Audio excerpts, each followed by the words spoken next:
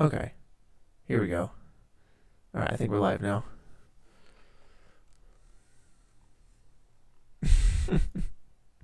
What's up, guys? We are doing some VFX today. Let's get this one little thing right here. Boom. Now we're in. All right. So I really wanted to do this for you guys. Wanted to walk through some cool Cinema 4D Octane stuff. Last year's been crazy. It's been very fun.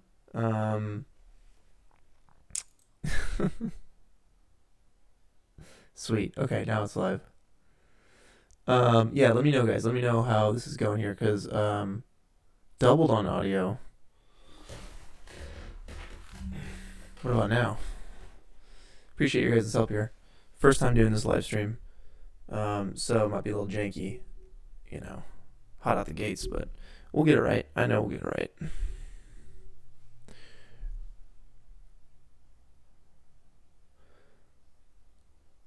I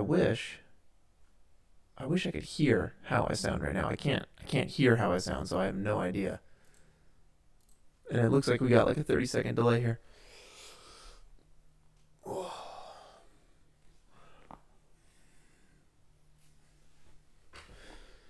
Still double. Let's see.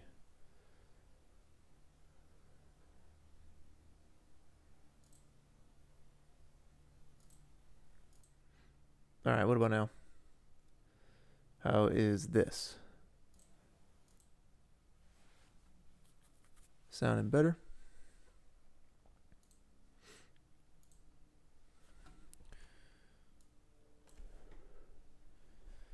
Yo. Welcome. Trying to get the technical side solved here. First time going on this. Nah, guys, I literally bought a microphone just for this here, so we're gonna make sure we got the audio sounding really nice, much better. Yes. That's what's up. Perfect. Sweet. So right now I am streaming with Cinema 4D, and the beautiful little render you see right here is rendered through Octane. However, you guys, I don't know how many of you guys are trying to get into VFX or do VFX yourself. The reason I got into it is because I realized I could do literally anything you wanted. I could do anything I want, make anything I want, if I know technically how to do it. And that's what kind of spawned my interest in this whole, visual effects world. And it can get very technical. It can get very advanced. But once you get past all that and you find the right tutorials, which hopefully this will be, then you'll be off to the races. You can be making really cool stuff. Now, Cinema 4D is, I think they just released a subscription service. It's like $60 a month. Octane is $20 a month. So I know how $80 a month could be a little pricey for some of you guys. Now Blender is completely free, which is amazing, and you can do amazing stuff in Blender. So, you guys want to keep that in mind. You could likely follow along if you guys download Blender, if you want to get into CG and whatnot. There's a whole bunch of great Blender tutorials, but I want to share my expertise in cinema that can hopefully be translated to Blender or 3ds Max or any other programs.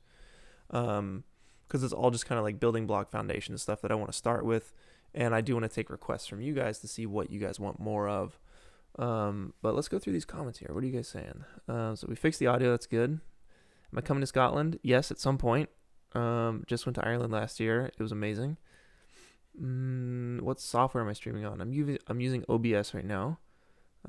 Literally first time doing this.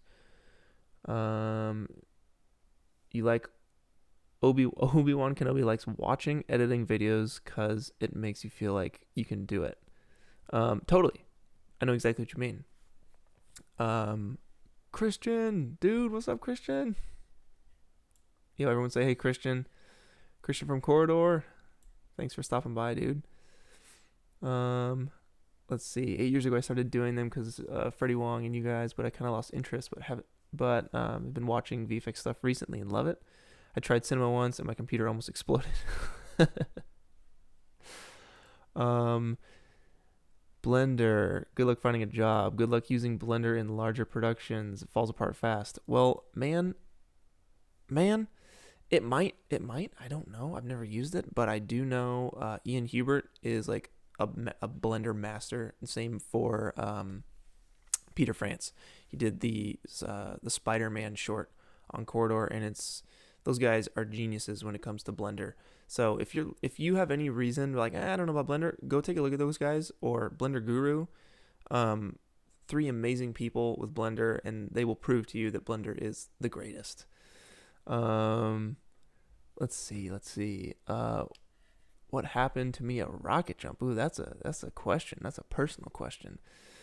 So Freddie's doing his own thing right now. He is doing a podcast, Dungeons and Daddies, and they're looking to write a lot of like feature films and try and do some bigger stuff. So right now it's just Freddie and Matt, I believe. Um, let's see. You guys are the reason I'm doing VFX now. Started as a fan, and I'm lucky enough to do them as my job. That is awesome. That makes me feel very, very good. Red Beast 13. Sweet, man. Yeah, it's super fun. It's very fun. You can create anything. It's the best. What am I making? So we can make a few things today. I was thinking we could go through how to make. Well, here let's jump in here. So I love making textures, and when I'm walking about during the day, and it's it might be a little annoying here, but like I'll just kind of walk really slowly and look at textures and get mesmerized by certain textures and be like, oh, I want to make this, I want to make that. So the other day, let's see if I can pull a picture for you guys. Dun dun dun. Here we go. My Octane textures, my assets. Let's see, where is it? Where did I save these? I'm trying to find the reference photos for you guys. Here, wait. Sure, we will start with. Give me a sec. Let me pull up a photo. So this right here, what you're seeing, is like a dirty, rainy kind of vibe here, and the rain is like pulling up in the corners. It's darker in the corners, and it's based off of my dirty car, because in Los Angeles, we work next to the freeway. It is very dirty. It rains diesel dust basically all day, 24/7, and it rains rarely, right? So when it does rain, it kind of washes all that stuff off, and it ends up looking a little something like this, really nasty. And I thought, hey, that'd be really fun to do a texture on, because these days you can basically download any texture you want. There's a million brick textures, a million rock textures, there's a million textures everywhere. And what I'm trying to do when I go out, I'm trying to find textures that are unique, like this one here. And I enjoy creating them, so I'd like to show you guys that. That's an option. We have other textures. We got let me show you the reference first before I get distracted.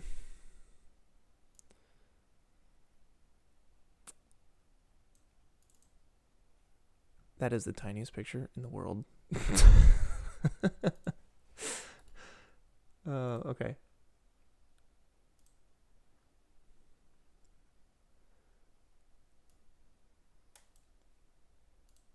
Come on, computer.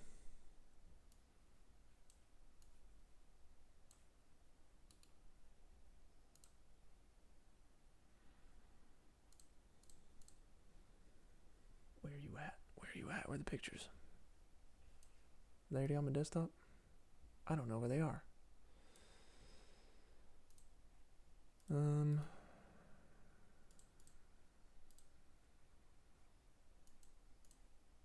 All right. Here we go. So you can see the dirt is all up in here, and it's collected on the edges. Another example.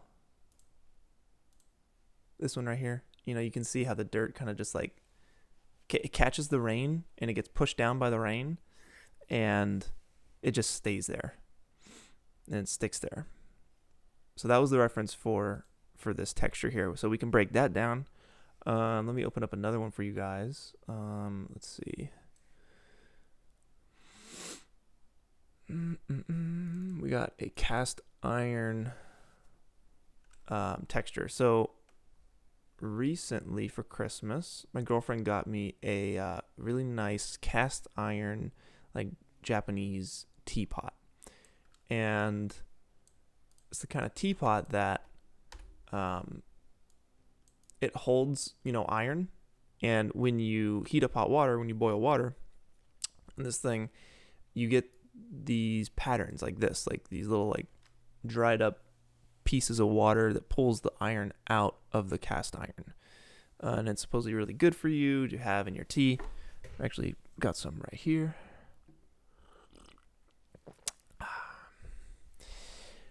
And I wanted to figure out a way to, to create that texture because it's something I'd never seen before. So we can do that. Or finally, this might be more of a general thing for you guys, more of interest to you guys. And I'll check the comments here in a second. But let's see if we can't recreate a scene from one of our favorite movies. Let's see. Where would it be? Spirited Away. Now, if you guys have seen Spirited Away, it's a pretty crazy movie. And it has some really amazing art in it as well. So, you got some classic stuff in this movie. We can go in and create any number of scenes from this movie. This would be a fun one. This would be super fun. And this is just kind of like a collection of pictures where I'll go through a movie that I really like and I'll save out screenshots for reference or for inspiration. But this is the one I kind of I was feeling. I like this vibe here. It's very foggy, it's rainy, it's atmospheric. This one too would be fun. These will all be fun to recreate. This would be a good one actually. It's pretty basic, but we can learn a lot on how to get this look. Let's see. What do you guys think? Let's go through these comments. All right.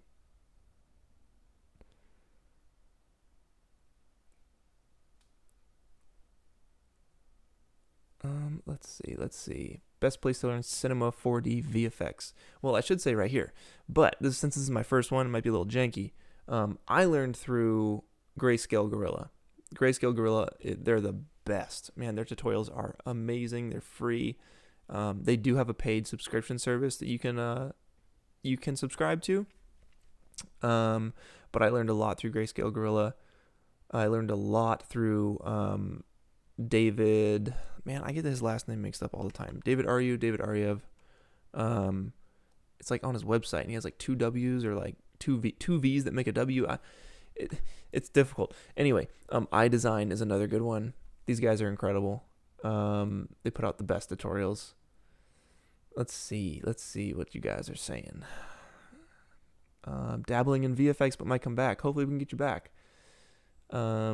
Glad you're talking about textures. It's something I've been very curious about. I often want to retexture a file I've downloaded, but aren't sure how to make these more realistic. That is exactly what I do all the time. I download models from TurboSquid. The textures are always butt, and you got to go in and you got to retexture the whole thing. So this whole process I was talking about is exactly that. You make cool textures. There's a lot of like little tips and tricks that you can use to quickly retexture something. You can save your textures out. You can, if you have to start from scratch, there's a number of like easy ways you can go about it to make something look awesome pretty quickly. Let's see.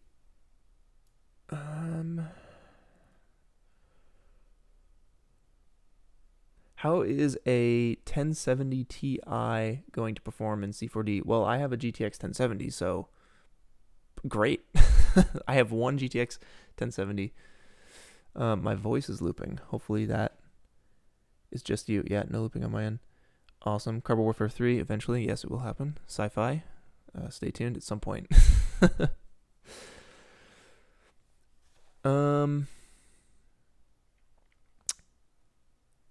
All right. Any preference as to what we're going to do here? What car is that? It's the FRS.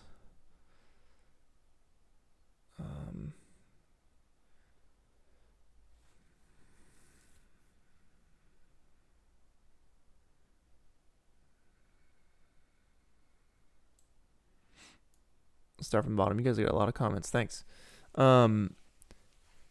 Build something in Minecraft. What should I make? Well, who knows, man? That's up to you. That's personal. The Golden Tower in Japan. You know what, guys? Let's see. First scene with the rain. Bathhouse as iconic. Would be more work, but it'd be cool. All right, let's do this one, guys. Let's just do this one, because this will be fun. It'll be pretty easy, too. So let us just start a new scene here. And I'll check these comments periodically from time to time and make sure that we're all good.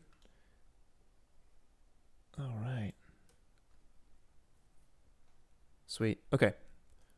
So we have a very unique silhouette here. That is the bathhouse. Now, since this is mostly just a silhouette, right? It's not super detailed. We don't need to go to the max on this. We just need to get the silhouette right. So we could certainly do like the speed version of this and trace the silhouette of it. So,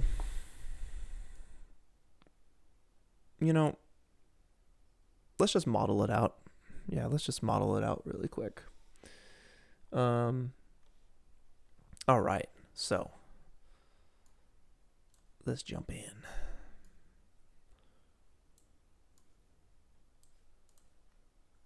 So for reference, let's just make a new material. Just gonna double click down here, go in here, and we're going to drag and drop that picture, that reference picture, into the color tab. Just hit no. Always hit no on that stuff. We want to make a background, and if you ever need to find something in C4D, just hit Shift C and type what you want, and there's your background. Or you could, eventually, as you use the program, find out exactly where it is. It's right there under this little floor tab. If you hold it down, go to background. So we have a background, but you don't see anything. You got to drag that picture, boom, onto the background, but we still don't see anything. That's because our Octane sky is blocking it. Let's get rid of this scene here. So we got our bathhouse chilling in the background here. And here's our little grid. So we want to get that shape, right? We want to get that shape. We probably want to start with a cube. That'd be what I'd do. So it's looking more like a little rectangle. So probably something like this.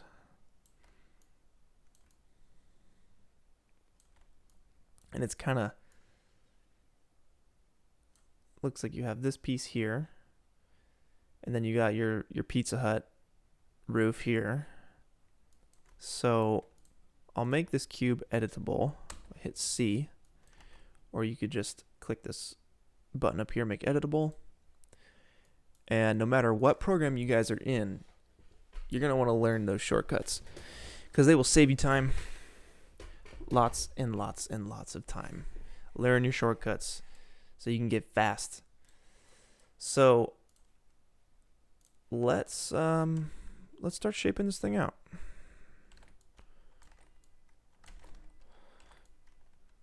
We got our Pizza Hut roof. Probably gonna come up a little bit like this, and then it looks like it's gonna be a bevel. Boom, and that's a little too high, so we'll bring that down. And if I'm going too fast, just let me know if you want me to like let you guys know the exact shortcuts I'm using. Again, this is the first stream, guys. So they will we'll get there. We'll get there in time. I want to do these once a week. But I think you guys get the idea, right? I'm kind of just shaping this out. You know, and then we have some primitives up here. We got like a little cone. We have some cylinders. So let's save that detail roof stuff for last. All right.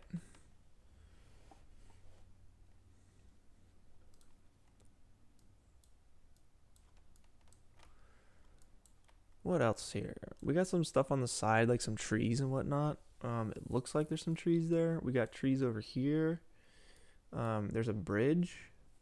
It looks like the bathhouse has like a little entrance piece. So let's do the entrance piece real quick. So we want to make like a line cut through this. So you can hit KL. If you hit K, it'll bring up your options of what to do from there. And if you leave the mouse still, you can see, you know, we can do a plane cut by hitting J, a line cut by hitting K, or a loop path cut by hitting L. So KL is the move here. Boom, we'll click that. We will grab this little piece here and extrude it out to get this little look right here. Boom. And the base, it's like standing on a base of some sort. So we want to, you see how it comes in, out, and down right here? So we can do that by, let's see, we want to bevel that and see what our options are for the bevel here on top right.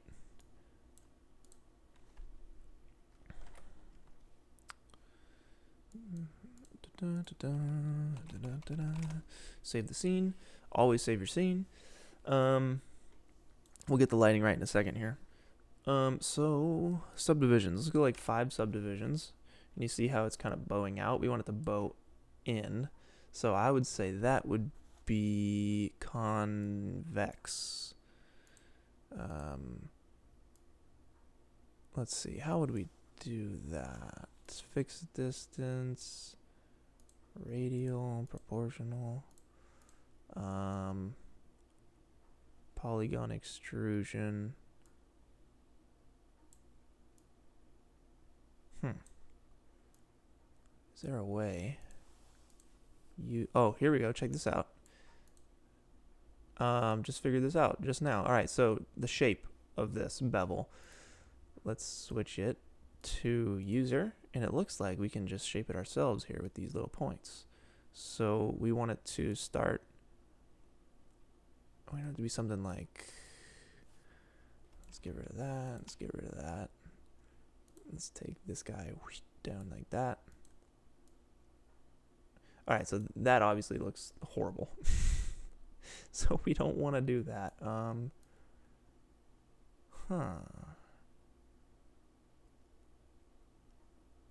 It's like it's working minus this little middle piece. What is that middle piece doing?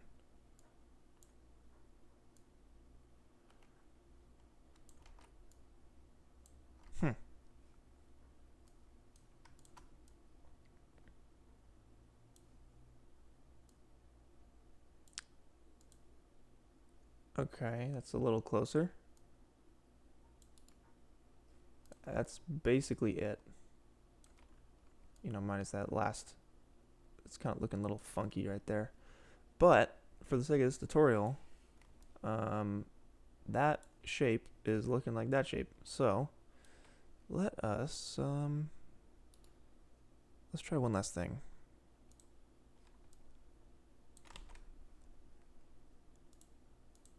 no, I just ruined it. Totally just ruined it.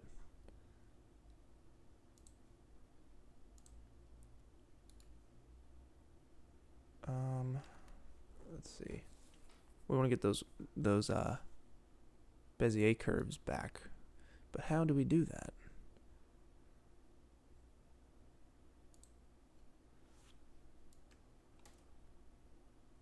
Yo, there it is. Totally works. Let's go from there. Extrude that guy down. And it's actually, I want to bring up the, what is this? What am I hitting here? I'm hitting M, and then I'm hitting W. So that would be extrude inner, which basically takes something and just scales it in like this. So we want to take this piece at the bottom and scale it up. So we're basically meeting the edge of the bathhouse, and then we will extrude it back down like that. So you got your little lip right there.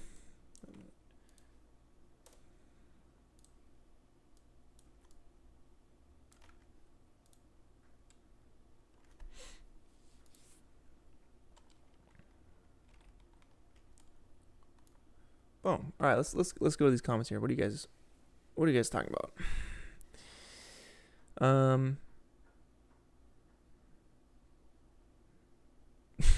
These are also random questions. Do I like dogs? Yes, dogs are cool. I just got a new cat though, so more of a cat guy right now. Tips for getting started on VFX. Let's see. Well, I'd say really honestly, like Blender is amazing because it's free. You're able to get into it because it's free. When you know that you want to do something, like you want to have a reason for why you're doing something. So if you can follow a tutorial, or if it's difficult for you to follow a tutorial just randomly, like if you find that boring, if you're on the airplane and you know you kind of want to get into VFX, but you have time, you're in the car or you're in an airplane, download some tutorials for a program that you've heard of that you think would be cool. Type in VFX tutorials, whatever, if you don't know the program. But try and just familiarize yourself with the programs that are out there that can do the cool stuff you want to get into. The reason I mentioned Blender is just because it's free, and there's a lot of great tutorials for it out there. And just take time and follow these tutorials and like figure out what you can do with the program. Because it's like, you know, you give something to someone and they're like, well, why do I want this? Why do I need this? You need to figure out why you need it, why you want it. So finding a reason for why you're doing the visual effect would help, certainly. Like if you have a job that, you know, you have to do X, Y, or Z. So there's your reason. You got to figure it out because you have a job. Or, you know, you have an idea that you think is really cool and you have like you and your friends get together and you're like, oh guys, we should do this.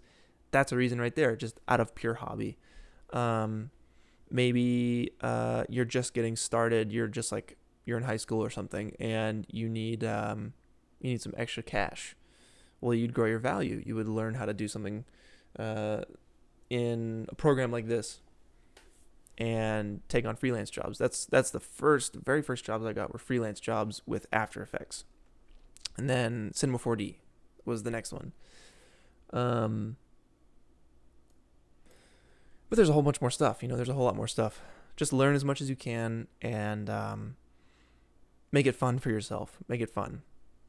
And if you can learn, if you can just break the barrier of like, I don't know what I'm doing to I kind of get this, it will take consistency and some dedication to the program and just some of your time. You can really dive in and have a whole bunch of fun doing this stuff. It's the best. You can, you know, it's like painting. It's like drawing, but you're doing it in 3D. So much fun. Yes, I miss being on fire. It's a little cold right now. Low-end PC VFX stuff. Let's see. Honestly, I don't have that much info on PC recommendations. I've had friends help me build a computer a couple times, and it's pretty cheap, pretty cost effective. But honestly, find a friend who's good at computers and just ask them to put together like a gaming rig for you, and chances are that gaming rig will work perfect for VFX.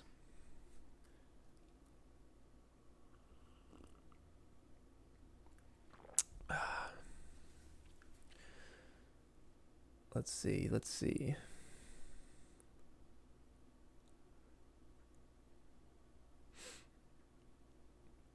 What you do with your hair? I didn't cut it. That's what I did with my hair. I've been too busy. Let's see. Do I still contact Carmichael for VFX? Not for VFX, but I'd still contact Carmichael. That's for sure. He's a good dude.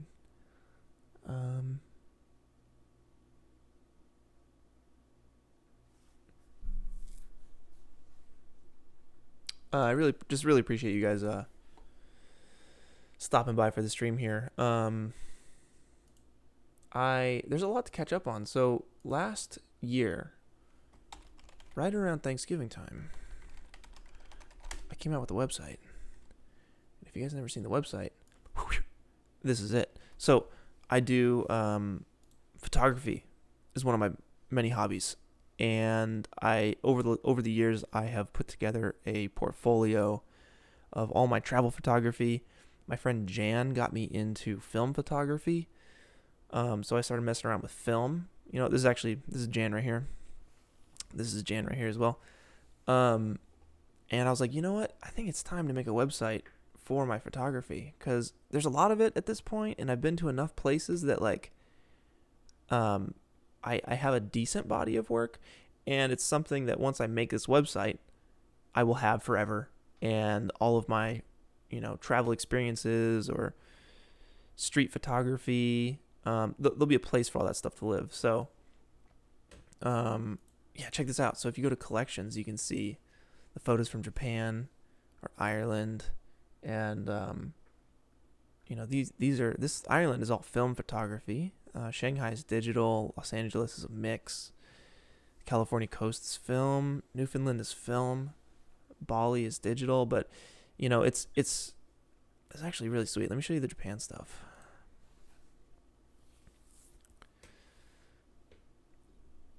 This guy, man, I love this picture so much. It was in Akihabara, which is basically like a place in Tokyo where you go to get parts for any electronic. It's a very like nerdy kind of electric kind of vibe. There's people are selling parts, batteries, conductors. Look at all this stuff. I don't even know what half this stuff is. But there was just this little guy in this booth, and I was like, oh man, I gotta get that shot. And it took me like 10 minutes to do it because I was too nervous to be like, hey, can I take a shot of you? So I just snuck it, and I'm glad I did, because I like the way it looks versus him like looking at the camera and smiling, or looking at the camera and doing whatever. I think it's cool. But man, I love Japan so much. It's like the best place ever. This day was incredible. In Takayama, it's my friend Young. We just like biked around this place. So beautiful. There's a morning market with a river behind her and everything. Biking along the river. Got some nice like industrial vibes. But yeah, if you guys like any of this stuff, one of the reasons I did this was to sell some prints. So, I have Newfoundland prints for sale, Japan pictures for sale, Ireland pictures for sale, like this one right here. They're all printed on super high quality archival print paper, and this will give you guys an idea of like what it looks like to have it framed. And this was actually rendered in C4D as well. And yeah, I'll like sign them all and ship them out with incense and a whole bunch of different sizes and everything. So yeah, if you guys are looking for a way to support me in the meantime, this is a good way to do so. And I hope to post more pictures in the meantime. And one of my goals this year is to release a digital product for you guys. I don't know what that is yet. Could be texture stuff, could be tutorial stuff, who knows? But in the meantime, let's just get back to this tutorial. So we got our shape, kind of. Let's get this bridge going. This little guy right here. So this shouldn't be too difficult. What's cool about, I guess, VFX in general, just like with life, there are different ways about doing things. You can go about something in 3 or 4 different ways. So let's make this bridge.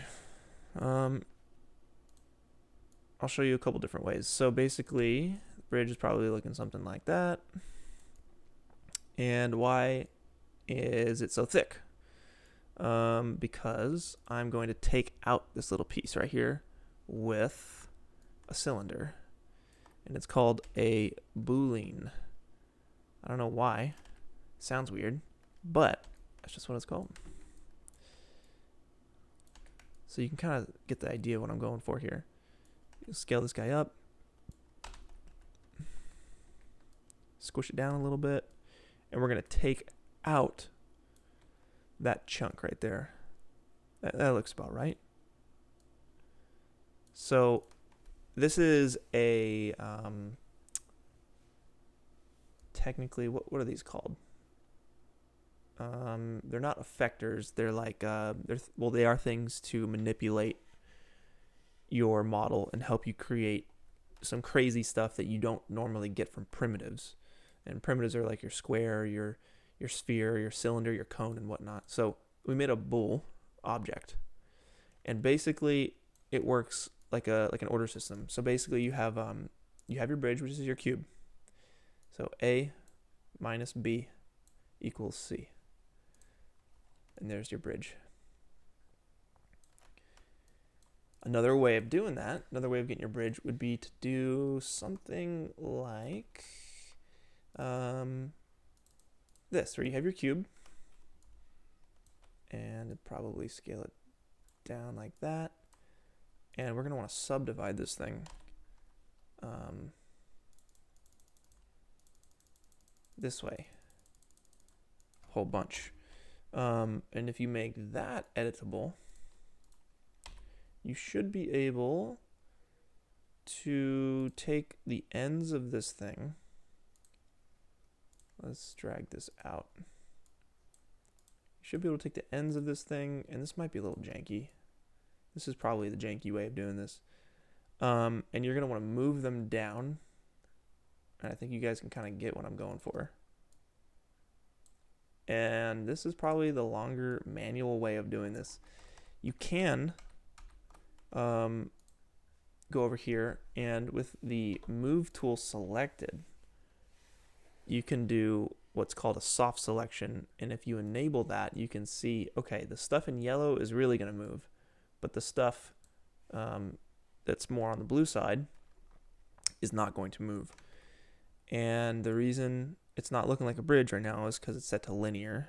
If we set that to like dome or something, we can bring the radius back.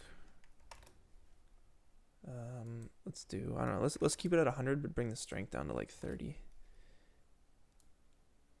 Okay, so that's the opposite of what we want. We want more of a bell curve, like that. And we're going to have to get the top of the bridge back to a normal flat walkway. So one way of doing that, you can turn off the selection tool. You can grab all of these pieces across the top. You can bring them up for now, and then we're going to scale them down until this number here, the y-axis, is 0. And you bring it back down. That's another way of doing the bridge. But you guys saw, this is faster, way faster. So I like fast, that's good. All right, we got our bridge. We got our silhouette, roughly. Let us curve this roof a little bit. I'm seeing here on the corner, this roof whoosh, curves down, and this is looking a little too Pizza Hut for me. So let's do that. How we can do that? Well, we could do it the manual way, like we did before, and I'm actually thinking that might be the best way about going about this. We can make some cuts, right? So in theory, this is what we're going to do. we're going to make that cut there. And we're going to scale it down, right? That's like the low poly version. If we did, if we made some more cuts, right there, I'm holding shift to like snap them to angles. You can start to, let's do the scale tool, enable the soft selection again. Let's bring the radius down to 20 and let's scale that. Let's see. Let's scale it down and just, we got to work our settings here to get the right settings. So you can kind of see that working, but we don't want to scale that. So we'll bring our strength back.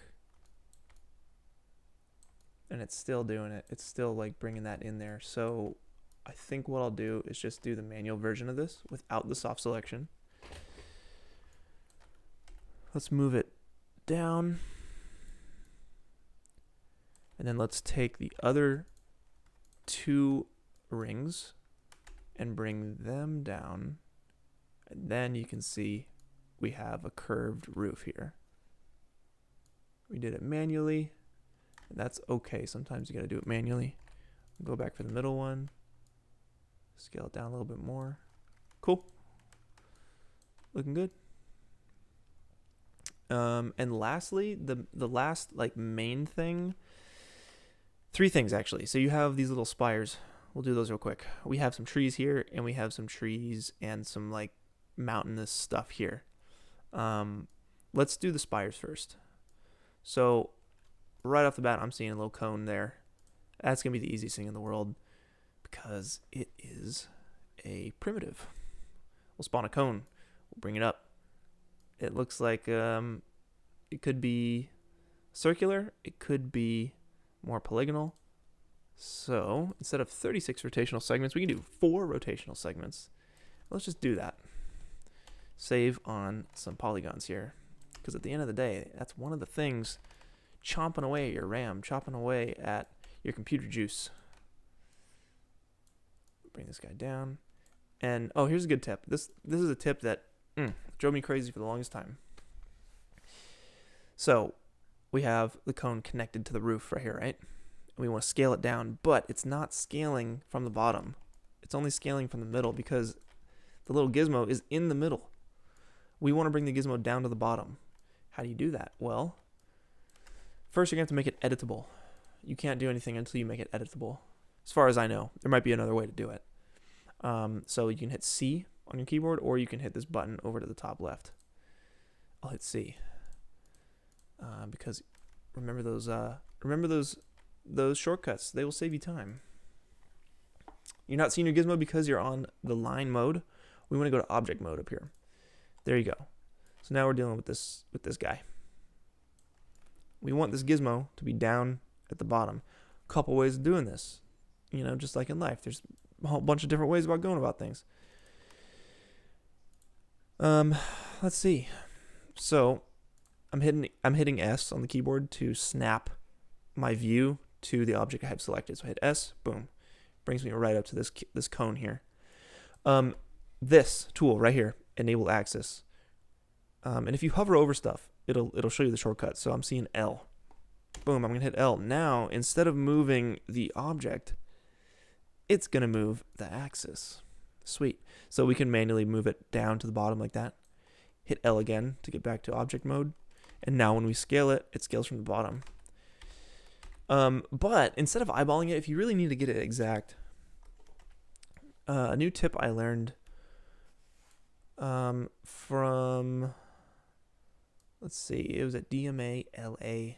It was a cool little thing that we actually spoke at for our Boss Town Dynamics video. But before that, one of the Cinema 4D guys talked about this little tip. And it is this tool right here, the Axis Center tool. Now, who knows where that is in Cinema? It's not going to be there, I promise, because that is a custom little button I put right there. It might be under Tools. It might be under Select. But you know what? The easy way to find it, axis center tool is to hit Shift C and type in axis center, and there it is. And if you want to keep that as like a button that you're always going to use, I use it all the time. You can click and drag it right up into there, and it will stick up into your little toolbar. And if you want to keep it there and have it be there every time you load Cinema, you want to go to Window, Customization, Save as Startup Layout. Boom. And Cinema will always open in the configuration you have set up. So let's select the cone. Let's select the axis center tool, and you get this little window. And in this window, you can do a number of things. You're controlling the axis, right? So we want the y-axis because we know up and down is y-axis. And it's the nerdiest thing, but the way I remember that is like when you go up and down, you're like Yahoo, and it goes up or it goes down because that's what you say when you go up or down, right? We slide that guy down to -100, and you hit execute, and it snaps perfectly to the bottom of that cone. So there you go. Bring it down, and we scale it. And I think now we're at the point where like we need to start setting up our camera. And obviously this is not exact. The shape of this is not exact, but you know, it's close enough, right? We're trying to get the essence of this bathhouse, right? So let's it looks like it's on the far left corner. So you can grab that little piece here, and that'll slide it around on the floor. You know, that would be Z and X axis. And let's make a camera. So technically we already have one, but let's start locking it into place here. What do you guys think? Focal length on this? You're probably on a mountain looking at this thing. Maybe it's a 50. Let's say it's a 50. Could be an 85. Could be a 35. But yeah, let's go with 50 for now, because it looks like the picture is taken from quite a ways away. And that's pretty close. That is pretty darn close. Zoom in a little bit. Cool. So that cone right here is super tiny. So we'll scale that guy down and just kind of move it to the edge. Boom. And this little toggle here, the white like crosshair box thing, that's to get you in and out of the camera. And so many times I will have set my camera like this, and then I'll like start going in and, you know, start moving around, and like, oh crap, I had my camera set up. Well, if you hit Control-Shift-Z, that undoes camera moves. So all good. Control-Shift-Y redoes camera moves. But just make sure you're getting out of your camera, toggling in and out of your camera, because now we're going to go in and we're going to start doing some more stuff. So this little bell tower, let's do that. It's looking like a cylinder to me. But before I do that, let's just jump in here and see if you guys are still alive. Where are you at? Where is my stream? All right. What's up, guys? Sweet. What's this countdown for? Y'all counting down? 51, 50, 53? What's going down? Bosstown Dynamics, loving the photography. Thanks, guys.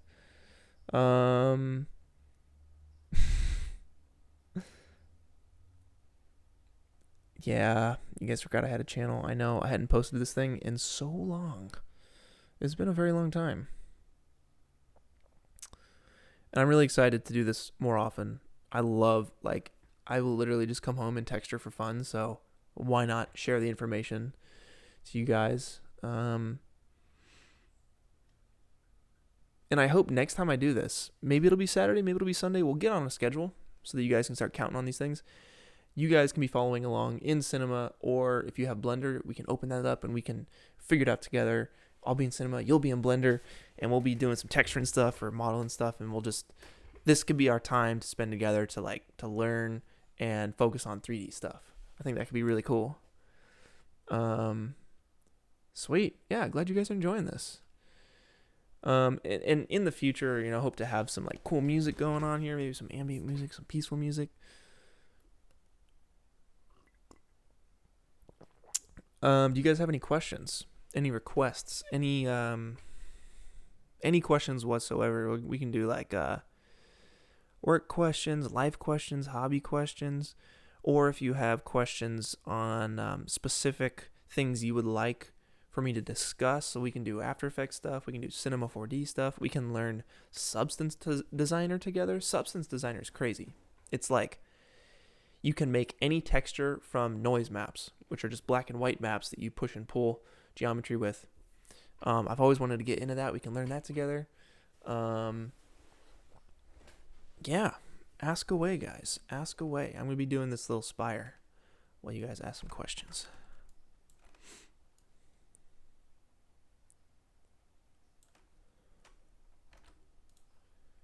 So if you want to spawn a, if you guys want to spawn an object on another object, you select your object, right? Like this cone. Hold down Control and let go. Boom.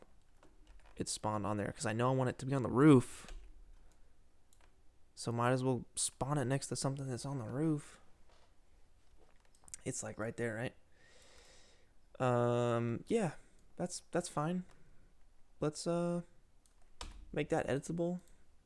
Editable, that's a hard word to say. Let's do our little trick here.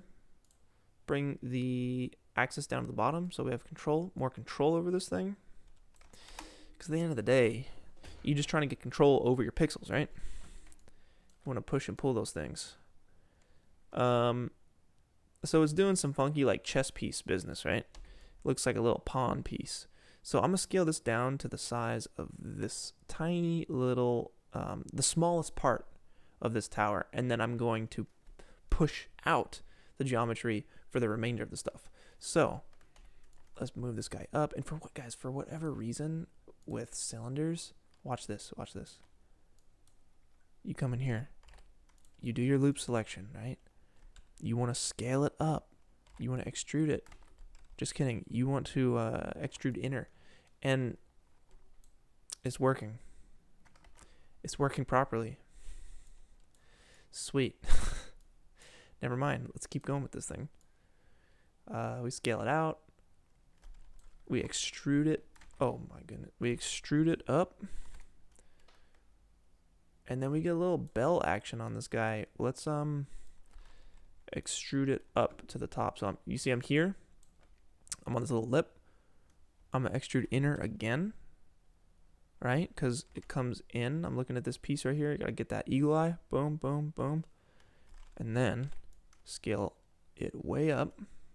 And we can push and pull these polygons further once we get the general shape, right? We can make it thicker, shorter, whatever. And let's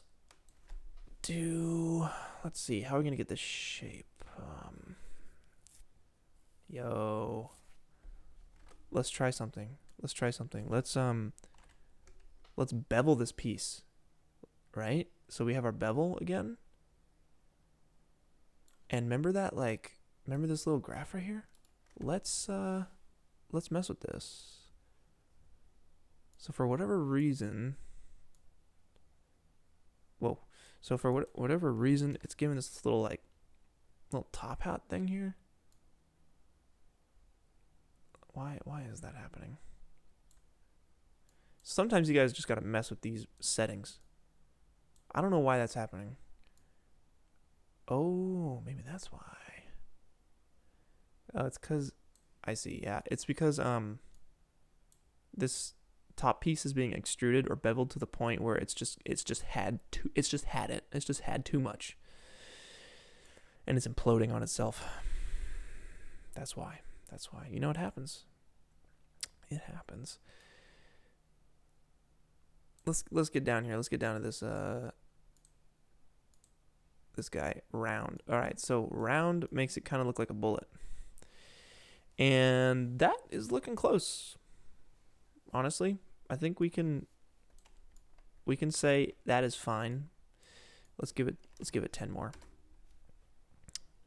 10 subdivisions. So you have 10 little cross sections going up to the top of this thing, which looks very close. The only difference is that it wings out at the edge. So let's say that's good, right? And then let's do that scale trick again, where we scale with soft selection. So let us select all of these cross segments. So I'm hitting U and then L, and that will let me do a loop selection. So if you go to select and you select the loop selection option here, you'll see right next to it UL. That's your hotkey for it, and that's going to let you just select all the little loops here. And I'm holding shift to make my way downtown, walk real fast. Got it. And we're going to scale those guys. We're going to scale them. Now, if I just go to town and I scale it, you see how it's getting smaller on the y-axis? We don't want that. So we're going to untoggle the y-axis right here. So then you'll see it'll like scale more properly. And if we enable soft selection and we crank the strength to 100 and the radius down to 20, we should be able to get some sort of spire looking shape where it flays out. Let's change it from bell to dome. That's it. That's the shape we want. So let's take the radius down to like 10. So it's really just going to get that last piece there. Sweet. Yeah. And then let's make the top. Let's go up here and just scale the top piece here, because it comes more to a point. And we'll set it to bell. The radius to like 30. And let's bow out. Let's bow out this middle piece to, like, we're really just trying to get, you know, guys, remember how we were talking about different ways of doing things? I just figured out a better way. Let's see this through, and then we'll walk back. And then I'll get back to your guys' questions here, because I hadn't forgot about those. This looks chunky, man. This looks like some janky Crayola, like, yeah, let's not do this. Here's the shape, guys. We're going to draw it with a pen tool. Pen tool, right next to the primitives. Let's go into that side view. Let's sneak up on in here, and we could reference the bell, but and we should, right? We know that it does something like this, and it comes down like that, and then it comes up like that. Probably something like that. And then you got, you know, you want to complete the circuit. Boom. Let's come in here and make sure that we don't have this crazy little wingy dang here. You gotta hit the move tool to grab these guys. We only want to affect one side, so you're gonna hold shift to make that right. You want this point to be exactly in line with this point. So notice at the bottom down here you have these numbers. You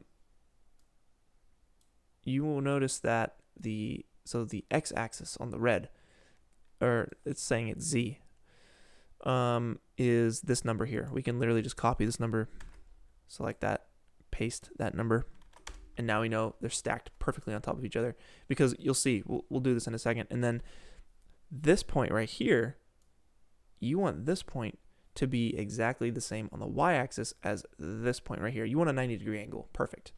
So we'll notice, okay, this point, 305.158. Copy that, paste it, boom. Now it's perfect. So now all you have to do is select that spline you just made. See, we made this shape, right? It looks better than this little Crayola crayon here. We're going to take this shape we're going to hold Alt because, you know what, here, let's take a step back. We're going to make something called a lathe NURB or lathe object. And the lathe is basically like, it's going to take this shape and it's going to wrap it around. So when you drop the spline into that,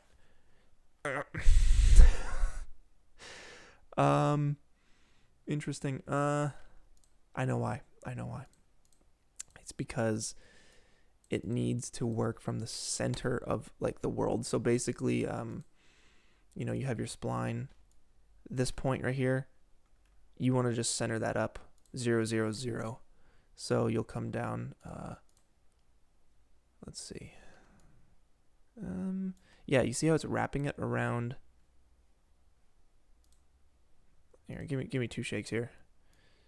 Yeah, we basically want the anchor point to be right in that corner. So, you know, and this is a case where you need it to be perfect. And I'll tell you why. Let's say we do it like this. Let's say we take the anchor point, we move it there. It's not perfect. It's just off a little bit. And then we center the object. Boom. Okay, it's centered. And then we do the lathe NURB on it. And you can see, oh, there's a hole through the middle. Technically, this would work for us because it's so far away. But let's say you don't want that hole. So what you would need to do is, let's see, what you would need to do is select your spline. And instead of eyeballing this exactly, because there's always going to be a tiny little piece where you're off, right? You can go up here to the axis center tool, click that, and now we're saying we want it to be correct on the z-axis. You see the z-axis is blue, it's going that way. So let's zero out the y because the y is fine. We execute. All right, we just did that. It brought it up to the middle. All right, we don't want that. We do want the y to be at the bottom. So you bring the y, boom, all the way down to the bottom. It is the bottommost point of your object. And we want the z-axis right here to be positive. So it's going that way. So we want to make sure the numbers are positive. Execute, boom. Now it's exactly on the corner there. We can now reset our object, reset PSR to 0. That's another little button I love. Shift-C, hit PSR, reset PSR. There it is. If you don't know where it is, I don't know where it is. That's why I put it there. And again, if you guys do that, you make your custom buttons, and you want to keep them there for the next time you open Cinema 4D, go to Window, Customization, Save as Startup Layout, and you'll be good to go for the next time. Let's finish the spire. Let's go and answer some questions. All right, let's do this. Oh, we got a lot of questions. Sweet, guys. Hello from Denmark. What's up, Denmark? I don't know what you guys are counting. What are you guys counting? Okay. Oh, you guys are trying to guess the focal length. Oh my goodness. All right. That's hilarious. 56, 57. Who knows, guys? Who knows? Hello from Oklahoma. What's up, Oklahoma? Lo-fi beats to render to. Absolutely. You know, the reason I didn't put any on for this stream is because, one, I can't hear what I'm playing. In other words, I can't test what it sounds like on the stream. Maybe we'll get to that point, and I'm sure I will once I do some more of this. Also, you know, you guys play your own music. Put your own music on. But I'll probably be playing some music on the next stream. You ever think about doing a corridor video involving your ability to make an awesome sound effects with your voice? You could do a Police Academy parody or something. Absolutely, yes. I think it'd be awesome to do a voice-only sound effects video. I've thought about that for a long time. How did I get into photography? So I've always shot my short films on this channel, the Punisher channel. And I love it. I love making stuff look awesome. I love movies that look awesome. So it's a passion for me. And it's something that I want to do, you know? So, you know, from the very beginning, my brother had a tiny little camera. It had a video mode on it. That's how I started out my first videos that I uploaded to, like, MySpace. But I was interested in video first, and then got to the point where I've shot enough stuff that I was like, oh, this looks cool. This looks awesome. I can make it look cooler if I just move the camera down a little bit more, work on my composition, because I'm trying to tell stories. I'm trying to express emotion through video, through film, right? And you can do that by hitting one angle versus another. And once I started realizing that, I was like, oh, cool. So you can really get people to feel a certain way based on the way you shoot, based on the lighting you use, based on your composition. So I dove really hard into that and, started looking at all these tutorials and reading books on all that. And man, honestly, it was more just the passion of it first. I didn't get into the books until a little bit later, but like just taking a picture that looked awesome was, and especially now with Instagram, you upload it to Instagram, you get some comments on it and stuff. It's the feeling of making a short film, but much faster. Making a short film is so much work. Oh my goodness. And eventually I want to make a feature film, and that's going to be so much work. But with a picture, it's so much faster. You can hit all those points of like creative fulfillment through a photograph and uploading with comments and sharing to you guys and answering questions. You can get all that fulfillment from just a photo. So that's why I like photography, is because it can translate an emotion, and it's a passion for me, and it's something I can do pretty quickly. It's the best, it's just the best. And then I got into film photography because my buddy Jan was like, here, try this. And from there, I just loved it. Do you have your sketches up as well somewhere? The only place I have my drawings is on Instagram, and it'd be cool to have, another website for my drawings. But at this point in my life, I don't draw as much, just because I'm putting my skill points or, my time into other areas like Cinema 4D, or making cool textures and stuff.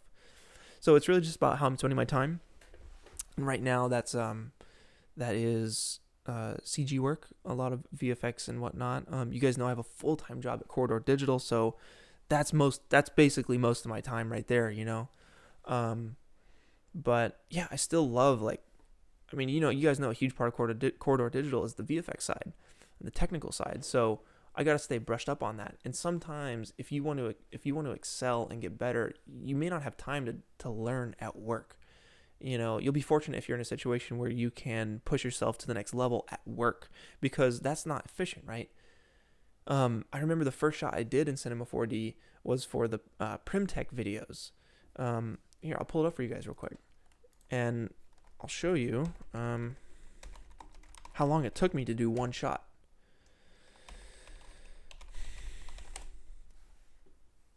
Let's see, the zombie meat harvester video. This one right here. So it's the final shot. Yes, it's me with an apple in my mouth. Okay. So where's the shot? Here is this one. So the meat sliding down the chute.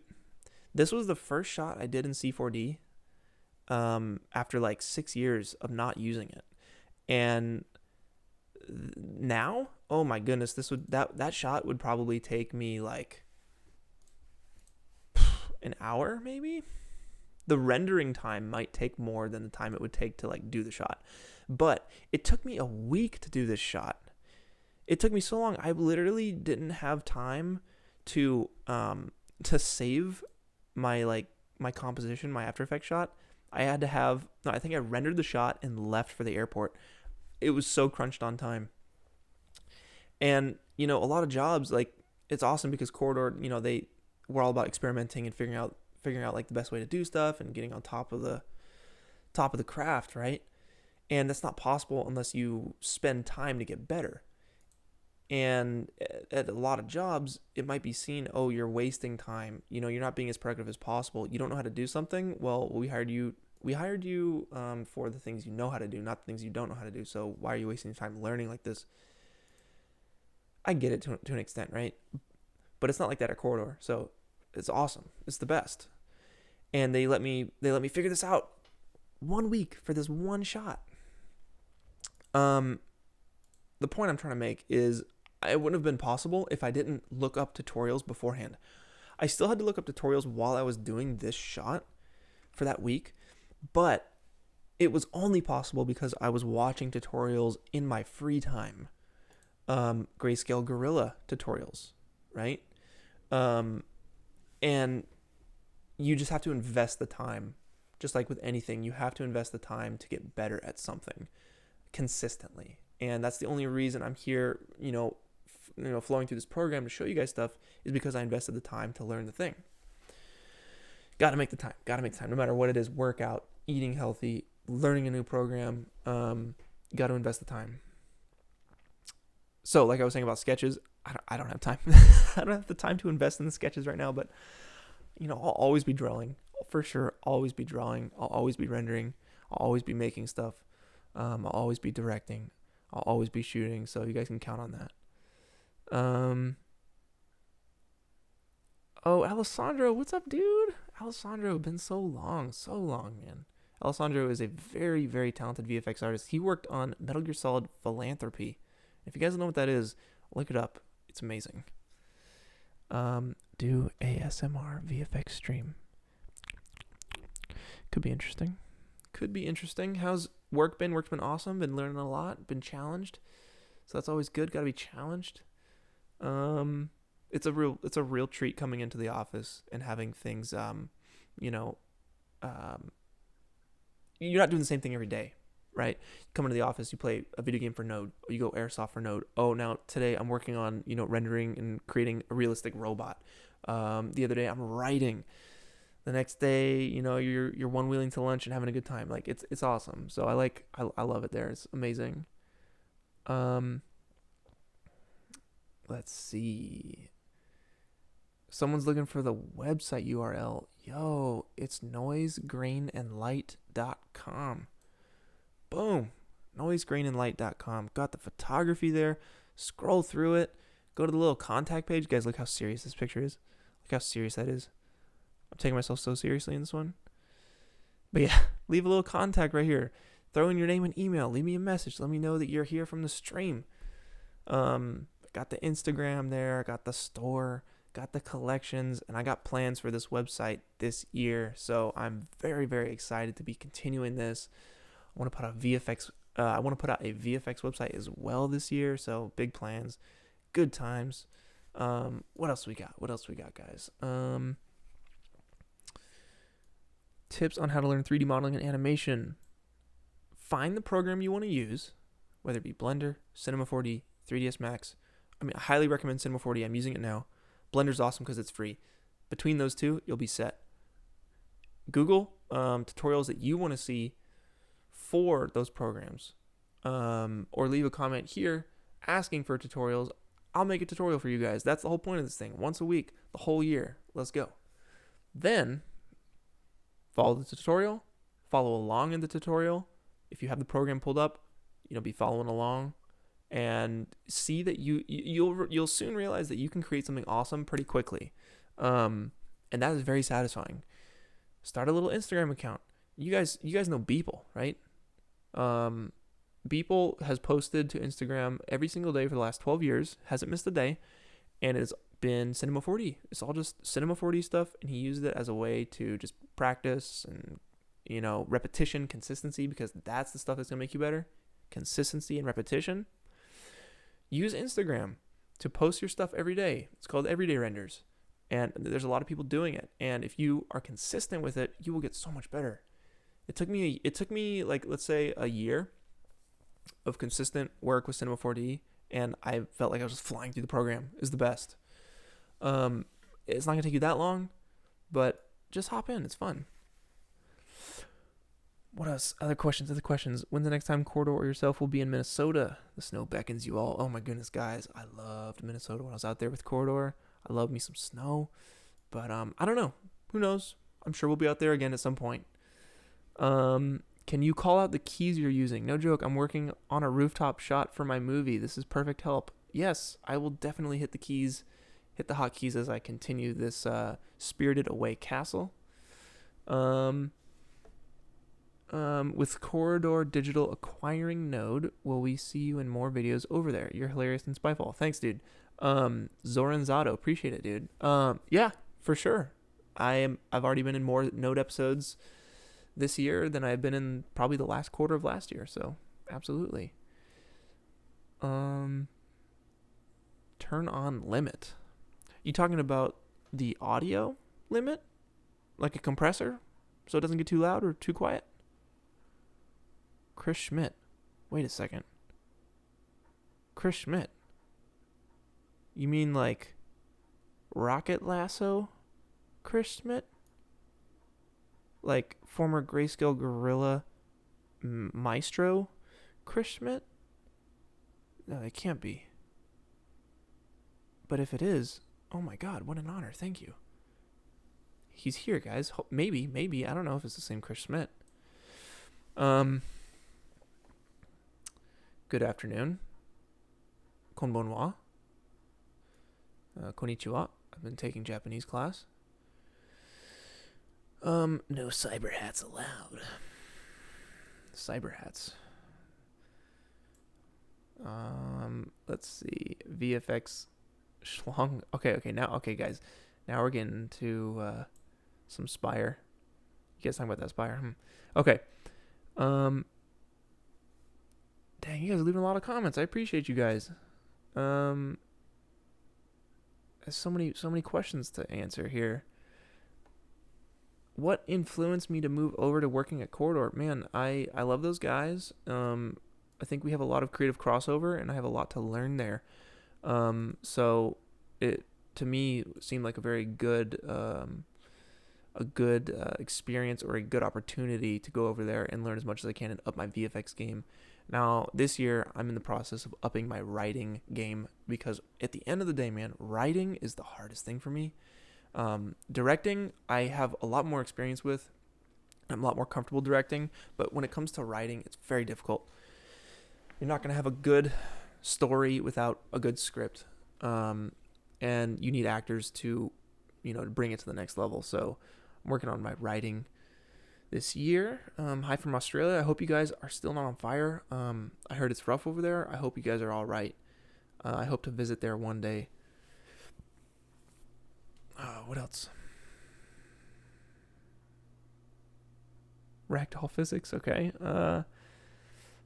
Hello from Vancouver. Also another place I want to visit. Heard it's beautiful. Heard you got some nice bike paths.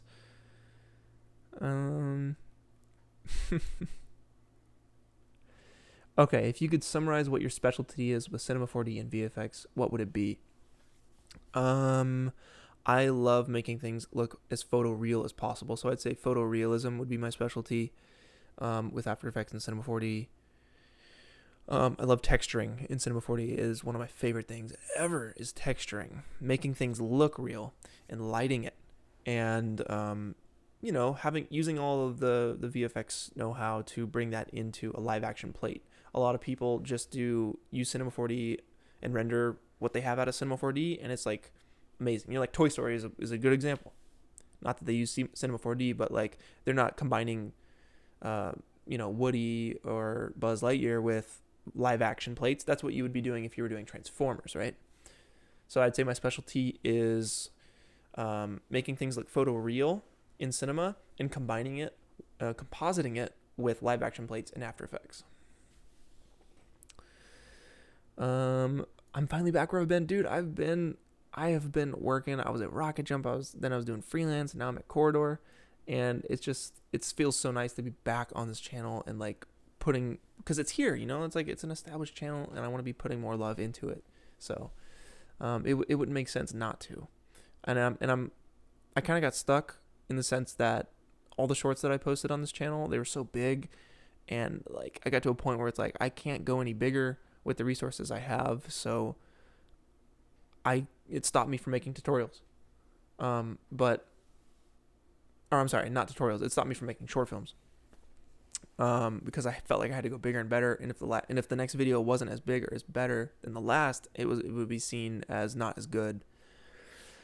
So I had to realize that just doing something is better than nothing, and that's what this is. And not that it's like a cop out or anything, but I really do think that this info here, the VFX and the tutorial stuff, I think it's just a great way to hop back in and share my info with you guys and give back to you guys, because it's really cool that you guys have stuck around for this long. Max on website says Cinema 4D is 60 a month annual payment. So it's actually $720 for the year. Yeah, it's a little pricey, compared to Blender, which is free, but I love it. I freaking love it. C4D is the best. Is this piece for fun? Yes, it is. Hyper Sapien. Wait, that sounds familiar. That sounds really familiar. Hyper Sapien. Do you know Ren? Do you know Casey? Maybe.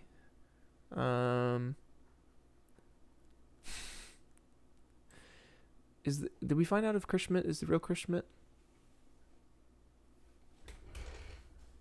I'd like to believe it is. All right, y'all. I am hopping back in. Let's get back to it. So, I feel like I've been talking so much. Talking so much. It is not a dong, you dirty people. It's a bell tower. Okay.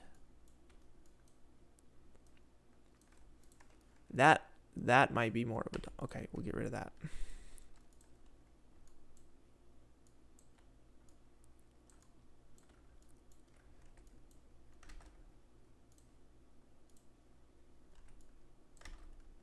So, hotkeys, right? For moving and scaling things. T is for scale. E is your move tool. And R is for rotation. And you can find any hotkey by hovering over the little button here. So, move tool, right? It says E. Next to it is T. And rotation is R. Alright, so I'm hitting T to bring up the scale tool, E to bring up the move tool, and then we're just going to kind of like shape this piece out here. We can make it editable, and UL, if I hit UL, that's your, let's see, that is your loop selection tool, so that's going to allow you to select, a ring around whatever. We want to hit M and T. That's an extrude inner. We want to extrude, MW. I get those mixed up sometimes. MW, we want to extrude inner, right? Because we see this bell tower, and then MT for an extrude. So you can get that look right there. And if you feel like this needs to be a little skinnier, then you can just kind of undo that. Hit MW again, and then MT to bring it down. Now it's doing some funky stuff at the bottom, like it's coming out in little tiers. So we're just going to extrude inner again, MW, bring it out, MT for extrude, and then just repeat the process for the last little chunk here. And there you go. And the top looks like it has a little spire, so that, again, there's a bunch of different ways to do that, but it looks like we have a little spire-sized little piece there, and I'm just going to scale that, extrude. I'm going to extrude that, MT. So hit M. You can see if you hit T down on this list, extrude, and you just scale it. Whoa, what the heck just happened? Is it doing... What is it doing? Oh, is it the angle offset? I don't know. Why is it doing that? You see what I'm talking about? It's like coning.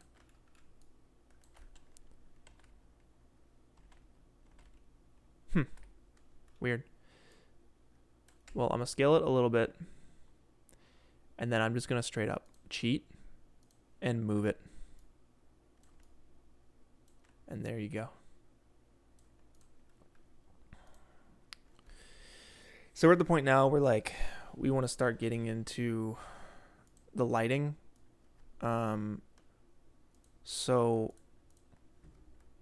let's see. Let's scale this back. Let's get this at the right proportion. Scale it down to there. We can make it a little skinnier. And then it looks like right next to it, I'm holding control and spawning a cylinder right on that object. And then like right next to it looks like we have a little guy there. And off to the side, it looks like we have another one just right off there, but it's like way smaller. I'm hitting T again to bring up the scale tool. E to bring up the move tool. And let's see. Yeah, that's looking about right. So you want to be saving your work. Constantly save your work. All right, let's get into the lighting here. Because this on the right does not look like this picture here. This beautiful, wonderful Miyazaki piece of art. So, a couple things. We are going to want to use, we have fog involved. We have fog right here. We have blue lighting, and it looks like it's very overcast. There is a sunset. It's back there. So let's start with an HDRI.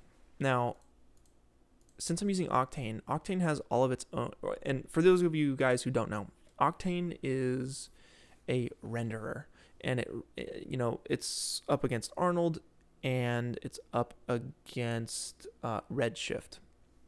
Those are the three main renderers that I know of personally right now. There's some other stuff, like Blender has its own thing. But so all the lighting stuff, since it's part of the renderer, it's going to be its own like thing. So you're going to have an Octane sky environment versus just a sky environment. You're going to have an Octane light versus just a light. You're going to have Octane materials versus just materials. And it's basically the same thing. It's just, its own code and has its own little special bells and whistles. So in this case, we're going to do an Octane sky, and you'll get to that if any of you guys have Octane.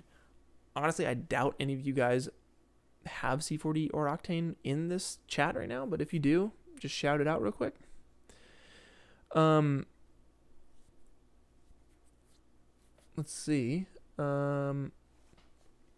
Then you're going to want to go to materials, and you're going to want to go to, let's see. You're going to want to go to object, HDRI environment, and that's going to make your Octane sky. But real quick, David, I hear you, man. No offense to the people watching that want step-by-step instructions. I'd much rather watch you go over your general principles and discuss your pipeline while you make your 3D model tonight. That's very interesting. I could certainly do that a little bit. Yeah. That makes sense to me. So, like I was just saying, I doubt that you guys have Cinema 4D and Octane. So that's actually, David, I think that's a really good way to make this more accessible to all of you guys, is talk about the general flow of things versus like, oh, I'm hitting this button, I'm clicking this number. You guys can see what I'm doing here, and I will still do that. But let's just say for the next 5 minutes, let's try and talk more generally. Okay, so how would I do that? We want to get the lighting right. So you can do that in a couple different ways. You can use an HDRI environment, which gets you, different kind of lighting setups here. I actually have a pretty good one from Grayscale Gorilla, the Ultimate Skies pack. And, you click on any of these and you can just see what it does here. Boom. And I just want to get the feel of this picture right now. So it looks like the sun is right back in there. And I'm going to go through some different HDRIs to make sure that the lighting is right. There's some that are brighter. There's some that are more dim. I think there's some like overcast ones too. This one, yeah, it's a little green on the green side, but we can fix that.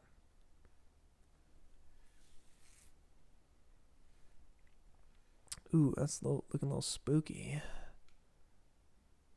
Oh, these ones could be cool.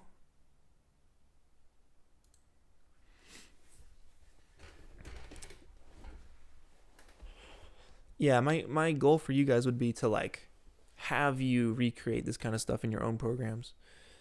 Because not everyone has this stuff. But let's find the right. You want to find the right look, the right sky in our case. Let me get some lights on in this place. One sec, guys.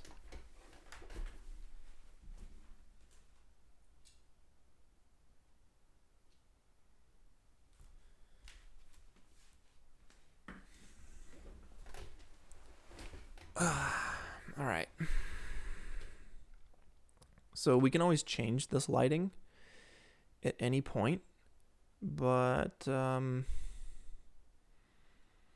be nice to get it locked in. At least something to work with, you know?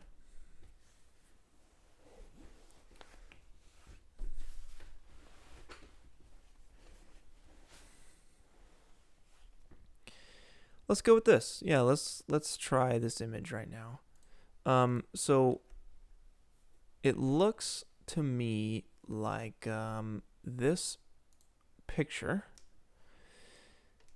There's like a layer of fog down here that is obscuring the bathhouse from like touching the ground, right? And same over here. So what I'm gonna do is I'm just gonna like make some mountains for the bathhouse to like be on, you know, and same for the right side. I'm gonna make a little mountain thing here, and even the back left I'll do some mountains, and then I'll obscure that with some fog, and then I'll start really messing with the lighting, and then hopefully we can wrap this thing out pretty quick.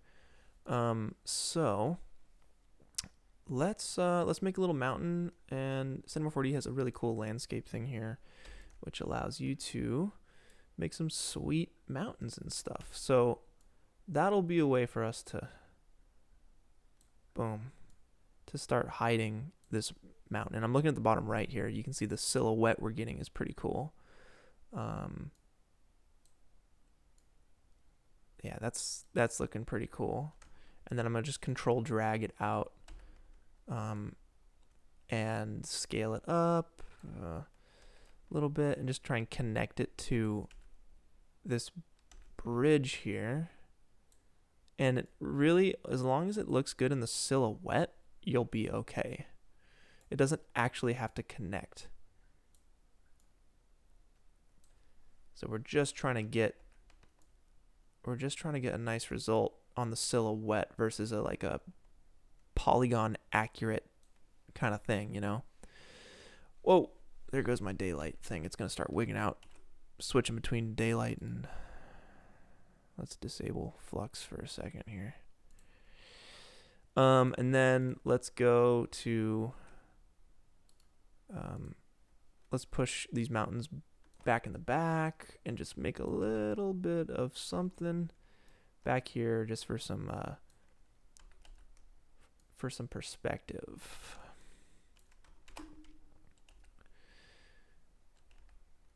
Sweet. So now what I'm going to do here is add a fog layer, and the fog is really going to tie this all together.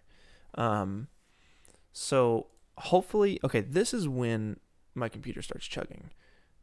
So if C4D crashes, you know, we'll just boot it right back up. So there's your fog. It's really dense.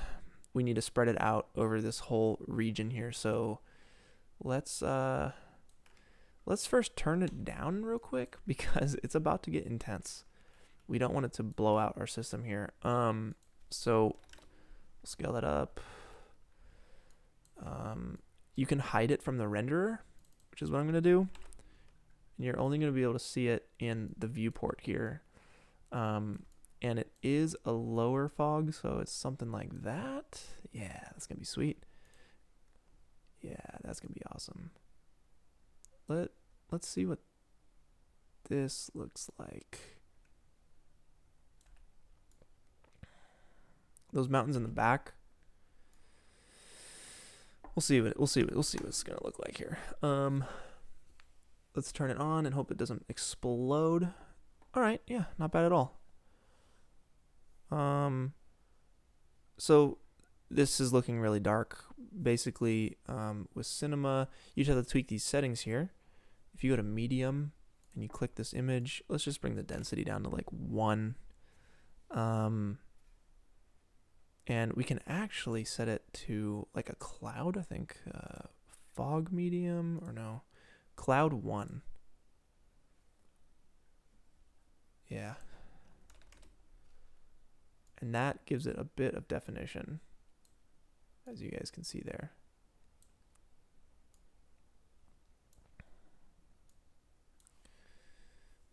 And then, yeah, we need to bring the density back down here. But it needs to be thick enough that you don't see the ground here. So let's see. We'll set it to like a, I don't know, 2 or something. Yeah, that's looking pretty nice. And the vibe here, right, is in this image, everything is pretty uniform. And it looks like the sky and the fog blend into each other. And then you have this silhouette that emerges from the fog. So that's what we're going to go for. So we need to start tweaking our like color settings and whatnot, because this does not look like the image. So let's see. Let's make a sunlight. Swivel it around. And we want to include our, I'll turn up the turbidity so it's more of an overcast kind of deal. And we'll change the sky color. We'll reference the actual like painting here. And we want to mix our sky texture and our HDRI together. So you're getting both. Let's see. We don't want to see our sunlight. We want to see our HDRI. So how would we do that?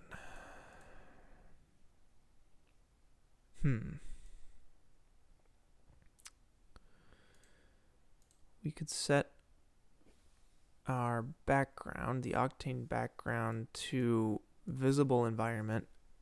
Okay, so that's gonna show through the background, but it's not being used to light the scene. So the primary environment lights the scene. What we'll do then is we'll just duplicate that, and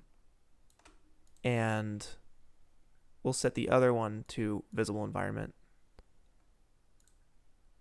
so that we're getting one to affect the lighting and one to just be the background. So we want the fog. We want to change the color of the fog, scattering and absorption. That's what needs to change. So we want to go for like that blue-green kind of vibe, like this, and then we can brighten it up and even brighter, even whiter. And the HDRI should be a bit brighter too, because our image is pretty dark here. We want the bathhouse to be darker than the fog. The fog needs to be pretty light. So this is just, tweaking. We're tweaking settings here to find the right look.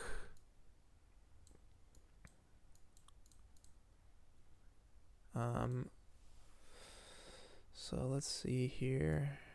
Maybe it's scattering phase. Yeah, there you go. So you can start to crank that up, and you'll start to see it get a little bit brighter and be affected by that sun a little bit more. Whoa, okay, that's too much.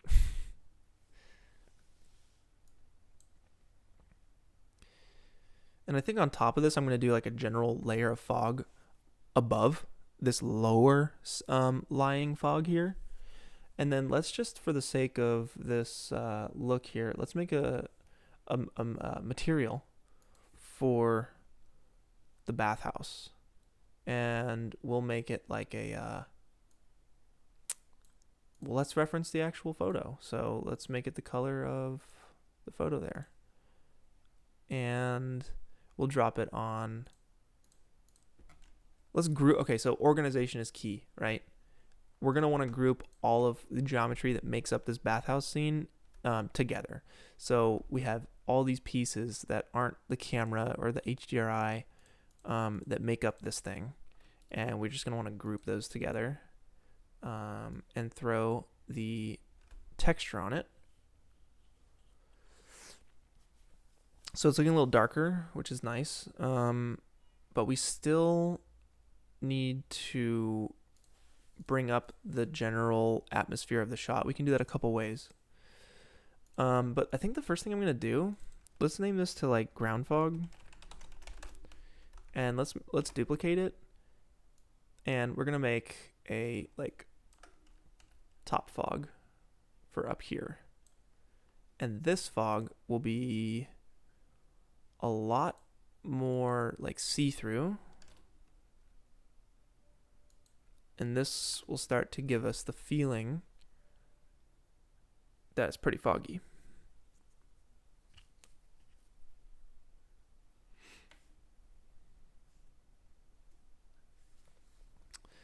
All right, now we're starting to get there. I think if we changed out the background, I'm not really feeling the background right now. So let's get that right. I think something brighter.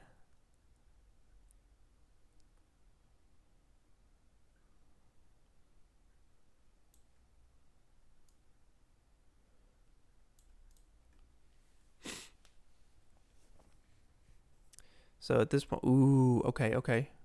I'm feeling that. Yeah, I'm feeling that for sure. That's looking pretty sweet. What's the bottom one? Okay. Let's see what else we got. It's a really nice, like, early morning kind of feeling. Let's see about maybe this one right here. Ooh, that's a good one too. Shoot. Yeah, that's awesome. See, that matches the lighting of the painting a bit more. You have that low lying like sunrise, sunset vibe, right? Let's hide all this fog from the viewport so we can see what we're doing. Okay, but you can still see how it is darker. And we can bring this up in a couple different ways like we talked about. The first thing I'm gonna do, I'm just gonna boost the exposure. Let's go to 3. Let's go to 4. Yeah, and you're starting to bring up the image here.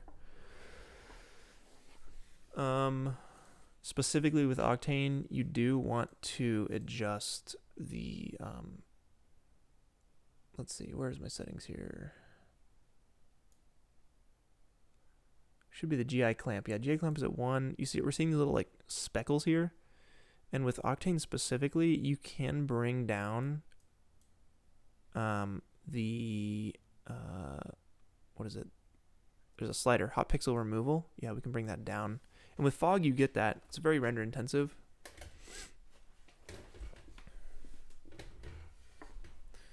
How you guys doing? How's everybody doing?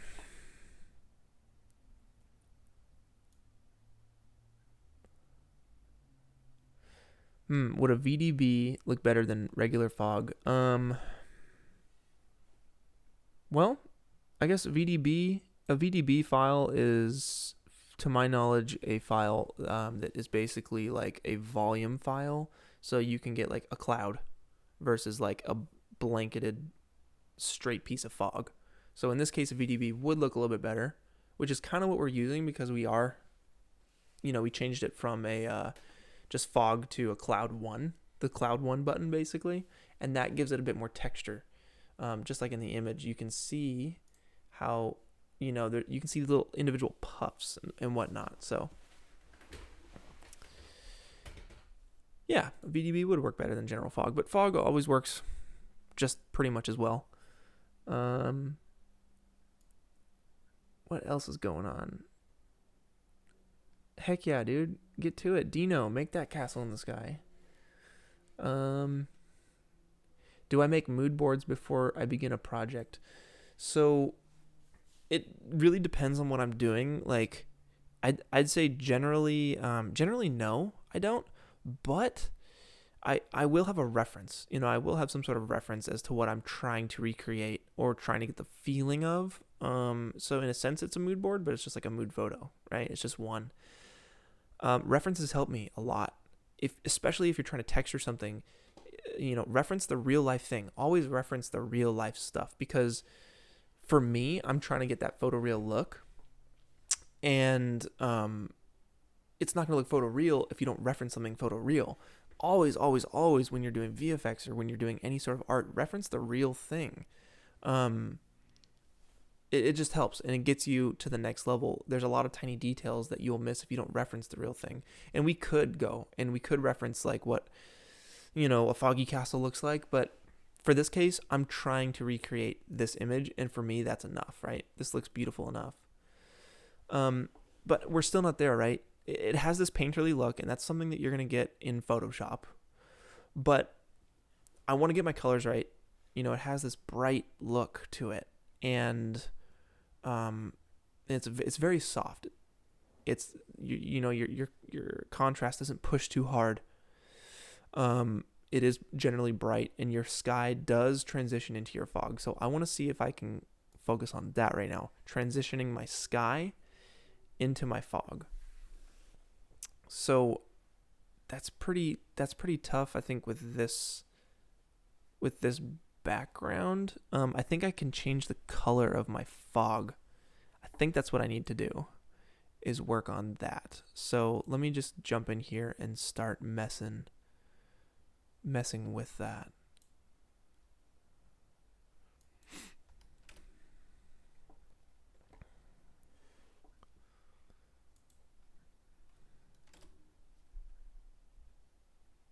All right.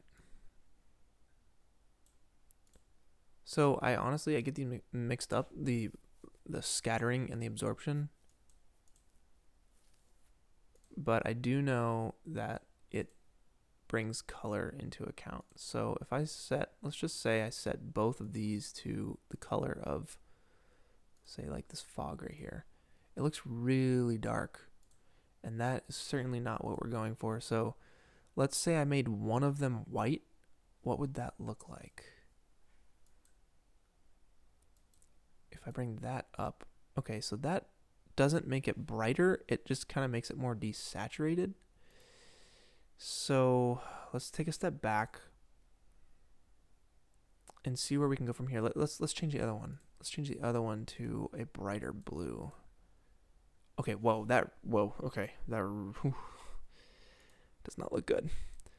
Let's take the saturation out of that. And maybe what we need to do is, instead of like trying to match the picture perfectly, let's see if we can't match the fog to our sky a bit better. So let's start referencing the color of our sky in our HDRI versus the sky in the painting, because they're different. You're not going to get them exact.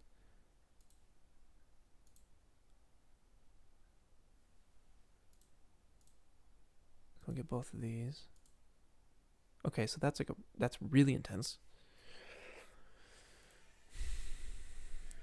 From what I've seen tutorial wise, is you want to get your absorption to be like a brighter version of the scattering.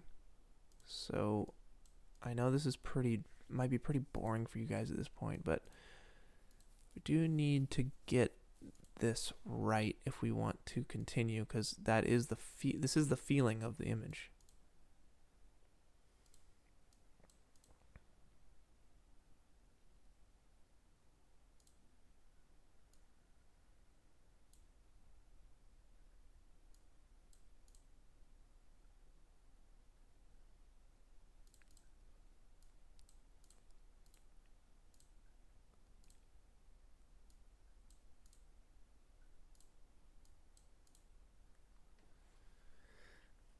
Okay. Yeah, that's not looking half bad. Let's push this fog layer out a bit more. Our sky fog, right? So we have our sky fog layer.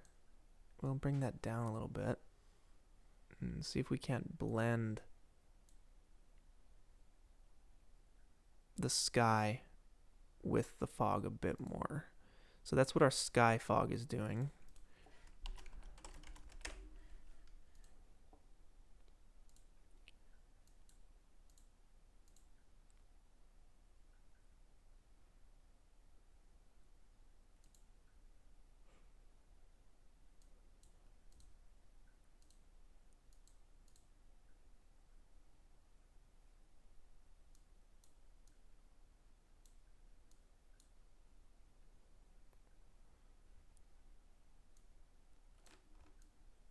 I'm making another one here, and I'm just bringing it way back behind the bathhouse to silhouette it even more.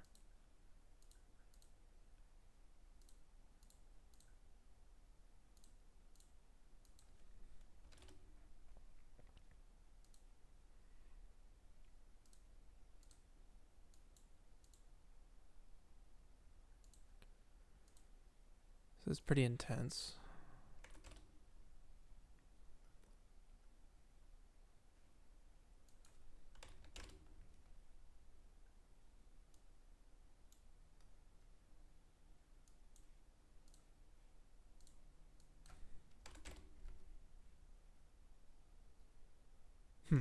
I liked it a bit more before, actually.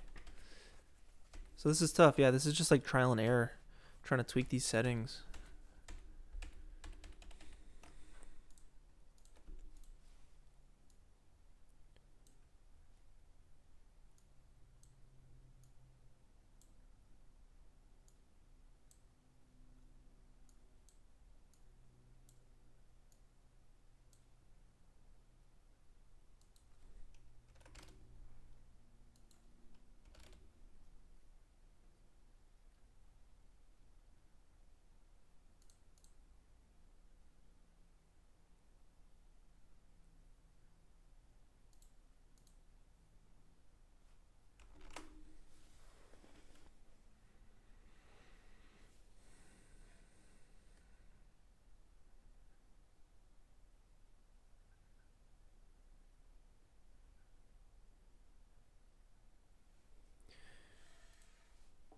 Alright, I'm gonna mess with the camera a little bit.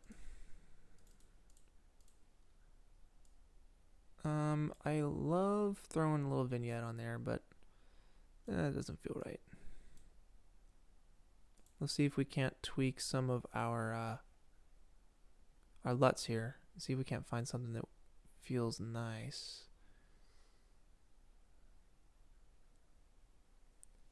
Okay, that's kind of getting in the vibe there, the Portra.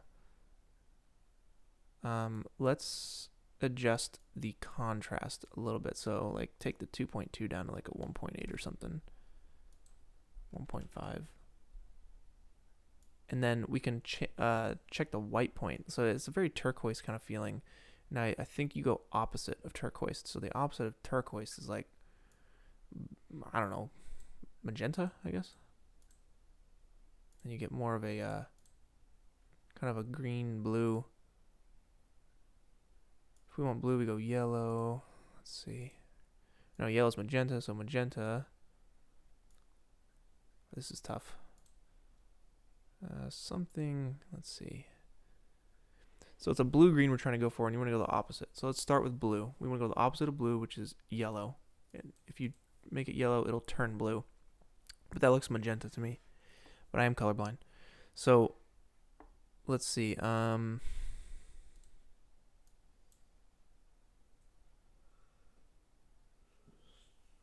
Let's do... So yellow is turning, let's go orange. More of an orangish red. I don't know, is that doing anything? Yeah. Red will go to green. Just pink will go a little blue. Take the saturation up a little. Oh, that's bad. I think we need more color in our fog here.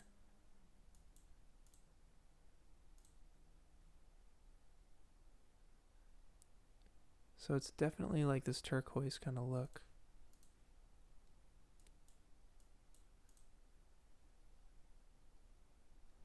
And then let's maybe see about just changing out the sky once again. I think this one's all in the sky. And, you know, it might be better to do the sky in Photoshop. But, okay. Here we go. This is feeling a little better. See how it's much brighter?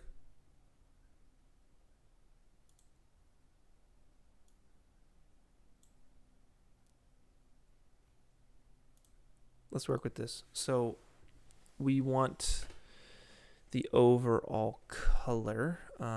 Let's see if is the sun doing anything for us? Weird. Okay, so the sunlight is making things darker? Hmm.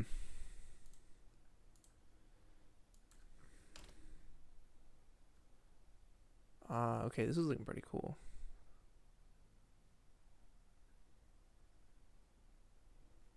Hmm.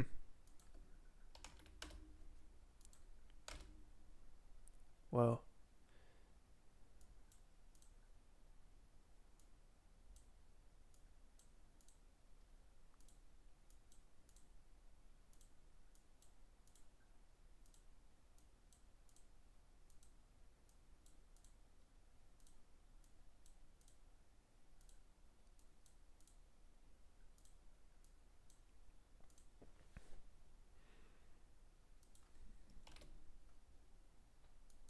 This looks intense.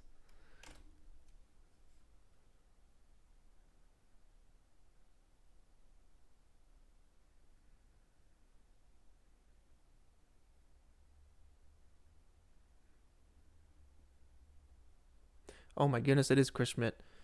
Holy crap. Dude, awesome, man. Freaking awesome. I learned so much from that guy.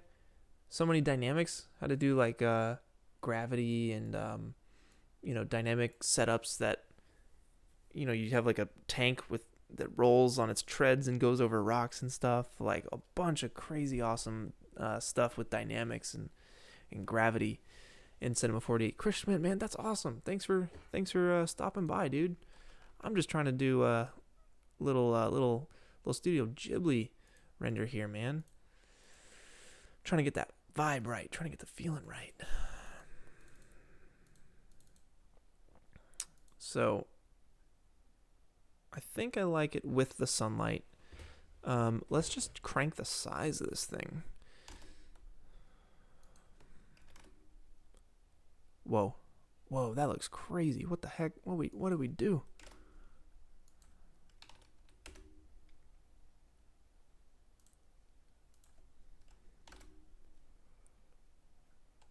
That's feeling like some early morning vibes to me here. I mean that's kind of it, Like we could even throw some lights in this thing, but that's not necessary. Um, we could throw some trees in here if we wanted. Let's do that real quick. Let's throw some quick trees up in this thing. How would we do that? Well, let's just make a new project real quick. We're gonna make our own tree, and it's gonna be the jankiest tree you'd ever seen. And it probably won't even resemble a tree. It's gonna look more like let's see. So we have a plane. We're gonna make a leaf. We're gonna make it 0 by 0. So it's just these like 4 points. And we'll scale it way down. And we will. Let's see. We will take this and duplicate it a lot. So we could do that by using a cloner. So with this cloner, we can just do like a grid array, right? So we have all these pieces. We'll do 10 by 10 by 10. And we'll scale these guys down. And we'll bring them all together. Scale them back up a little bit more. And then we'll use an effector called a random effector. And the random effector is basically going to randomize the position, the rotation, the scale. So we have the position randomized. That's great. We want to randomize the rotation. 360 by 360 by 360. And that's basically your tree. Yeah, let's do the scale to 0.1, right? Let's try 1. What does 1 look like?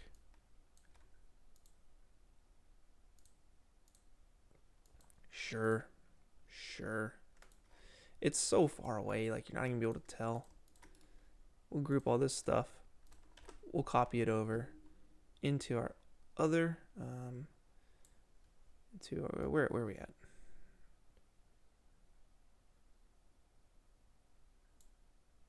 Oh, it's called bathroom. Why is this file called bathroom? What the heck? We'll paste it in there, and there you go. You got a tree. Let's give it the same.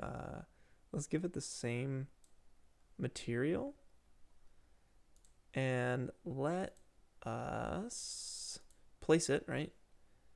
We'll place it over just the front of this thing. So we'll scale it down.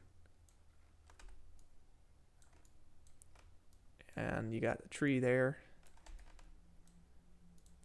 Let's see what it looks like in the silhouette. There's your tree, right?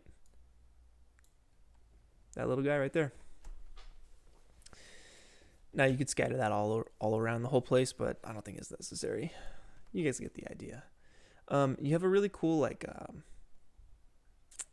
painterly look to this, and we could do that in Photoshop. So I'm gonna save this out and finish it in Photoshop real quick. So I also want to throw some film grain on it because, you know, film grain's cool and all. Let's see. Let's grab this mountain on the back left. I don't really like how it's feeling, so I'm going to scale it up like that. Same for this one here. It feels a little too, like, polygonal. So I'm going to just tweak some quick settings here.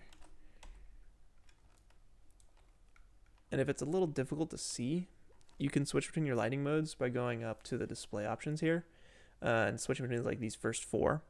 And you can see the hotkey NA and B and C are in D. So I'll just kind of flip through until it's feeling right. This feels good to me here. So it's just a little too spiky for me.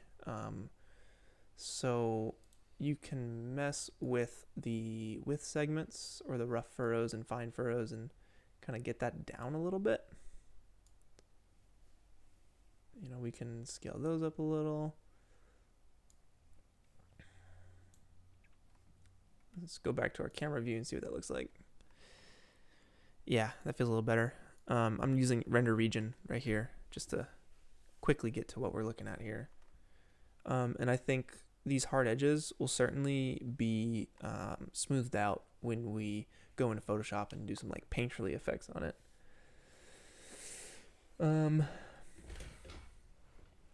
All right. CG Geek, awesome, man. Thanks for joining. Appreciate it, man. This is awesome. I can't wait to do this every week. This is gonna be great. We can get into some like more detailed stuff too. And I'd love to figure out a way to get your guys's feedback and requests, so I can figure out, you know, like what's the best thing, what's the best tutorial to do for a stream here. We can upvote some of those or something. And if you guys want to follow me on Instagram, that is _Punisher_, and we can have a little discussion there as well. Maybe figure out what to do next. But I think ultimately I want to do like a little Discord channel for this so we can organize everybody's thoughts. All right, what else needs to be done in this image? So we're seeing a lot of the definition in this roof. I kind of want to cut down the definition we're seeing. And I think we can do that with a bit more fog. So I'm going to take the ground fog and we're going to move it down. And then I'm just going to get a little bit more fog between the camera and the bathhouse. So let's take a look at our sky fog. All right, there's definitely something there for sure. Let's just crank up the density. So from point 1 to, I don't know, let's go to 1. Let's see what 1 does. All right, now we see nothing. If we crank up the scattering phase, some of that light will seep through. Okay. Now it looks like we're underwater. So let's start walking back the density. It was at 0.1 before. Let's try 0.5.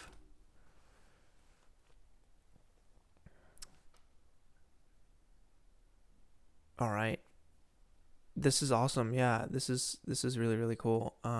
We can So the fog is pretty intense right now, and we have the scattering phase cranked, so the light will have more definition.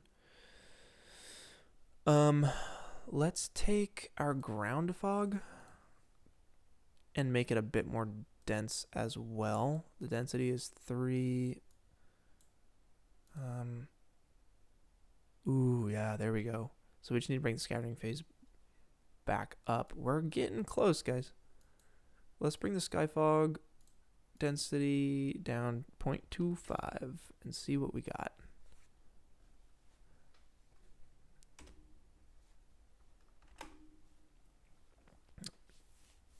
Dude, that's super close. That's super, super close. I'll try 0.3. 0.35.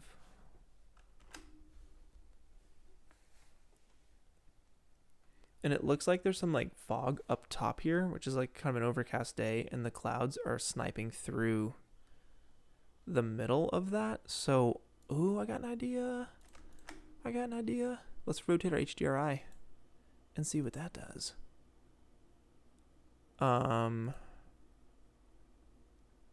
Is it doing anything? It's kind of doing something. Let's take the sky fog. Yeah, let's take the sky fog and bring it down to 0.25 again, and the ground fog, let's bring that down to 2.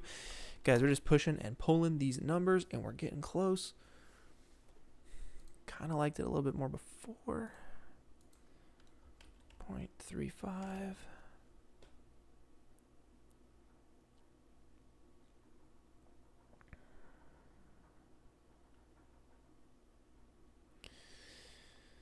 Sweet. Yeah, I definitely think I'll probably post this on the Instagrams tomorrow morning or something.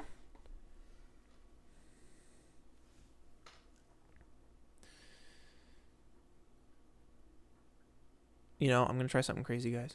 I'm gonna try something insane and see if this works. Let us try and get some more light coming through the center of this thing.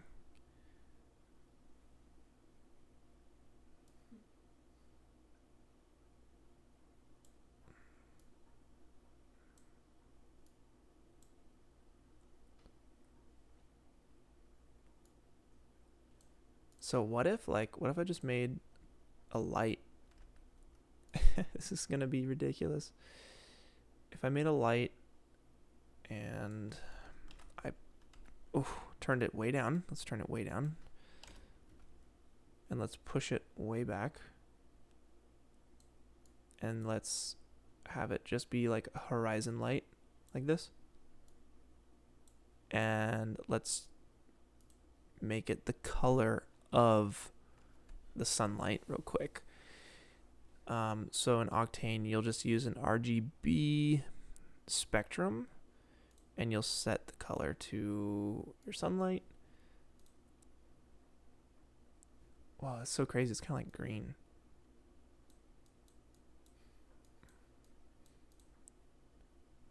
And then let's bring the intensity back up to like 20. Oh my goodness, that's weird.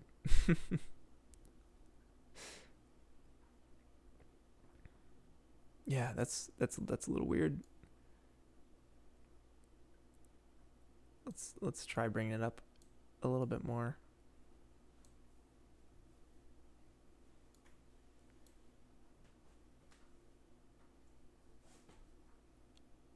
Yeah, that's probably a little too much. Well, we tried.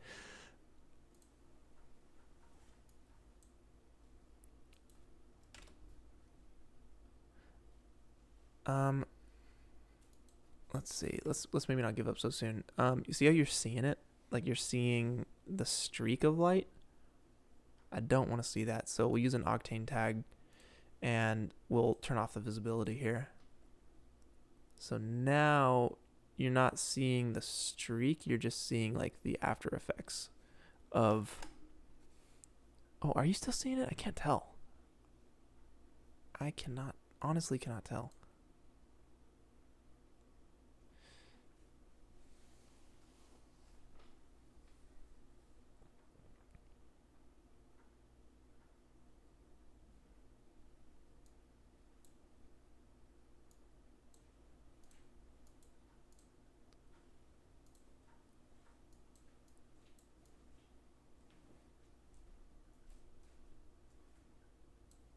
Oh my goodness.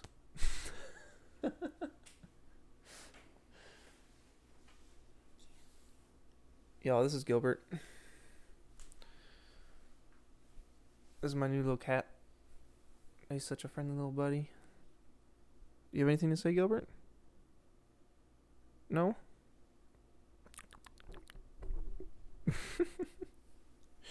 Oh, he's a cute little bud. Such a cute bud. Hey, that light works. That light works. I think I'll keep that. Oh, all right, Gilbert.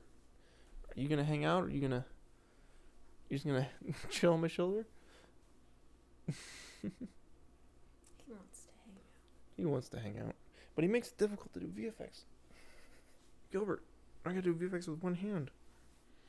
Hey, bud.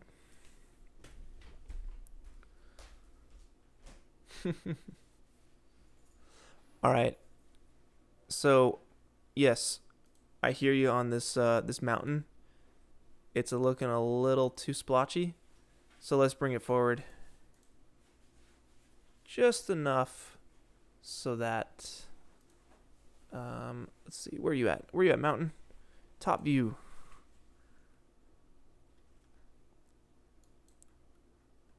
Wait, what? What happened? Okay, there you are. Yeah, let's just bring you forward a little bit. And let's rotate the light. The light is a little heavy on the right side because I think there's no fog on the right side. That would be my guess. And I'll turn it down like just one. I think we're good. I think we can render this and finish it in Photoshop. So the rendering is going to take a minute, but I can answer some questions if you guys have any questions while we render here. Let's get this set up. So usually I like to render stuff in 4K. I will do a 4K version later, but for the sake here, let's do 1920 by 810 because we go in widescreen. Current frame, yes indeed. Octane, a renderer, and let's just go to like EXR or something. Let's go to that desktop.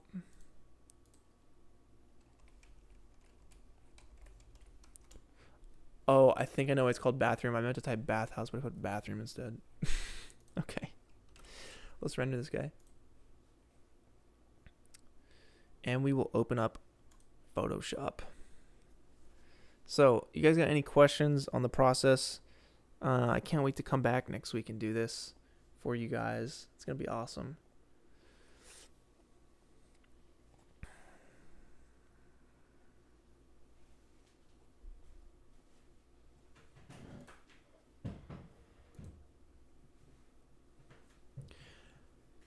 How often do I do VFX outside of Corridor? Not too often.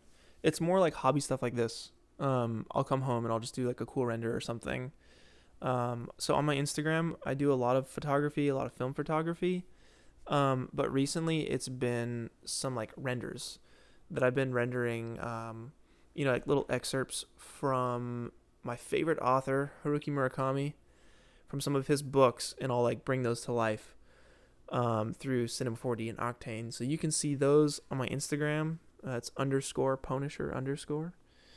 And this will be the next one. I'll post this one up next. But yeah, it's usually just personal project stuff. I'll come home, I'll work on textures and whatnot. Hey, Gills.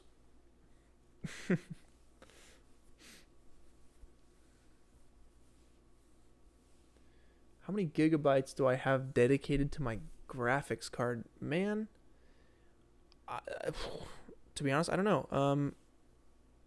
Virtual RAM 1.4 gigs out of 4.9 gigs out of 8 gigs. I don't know, one of those. All I know is I have a 1070. I have about on this computer, I think I have. Man, it's been a minute since I checked. Like 24 gigs of RAM, I think. Um,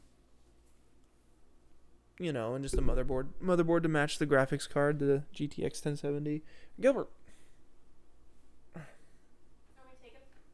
He's chilling for now. Hey, bud.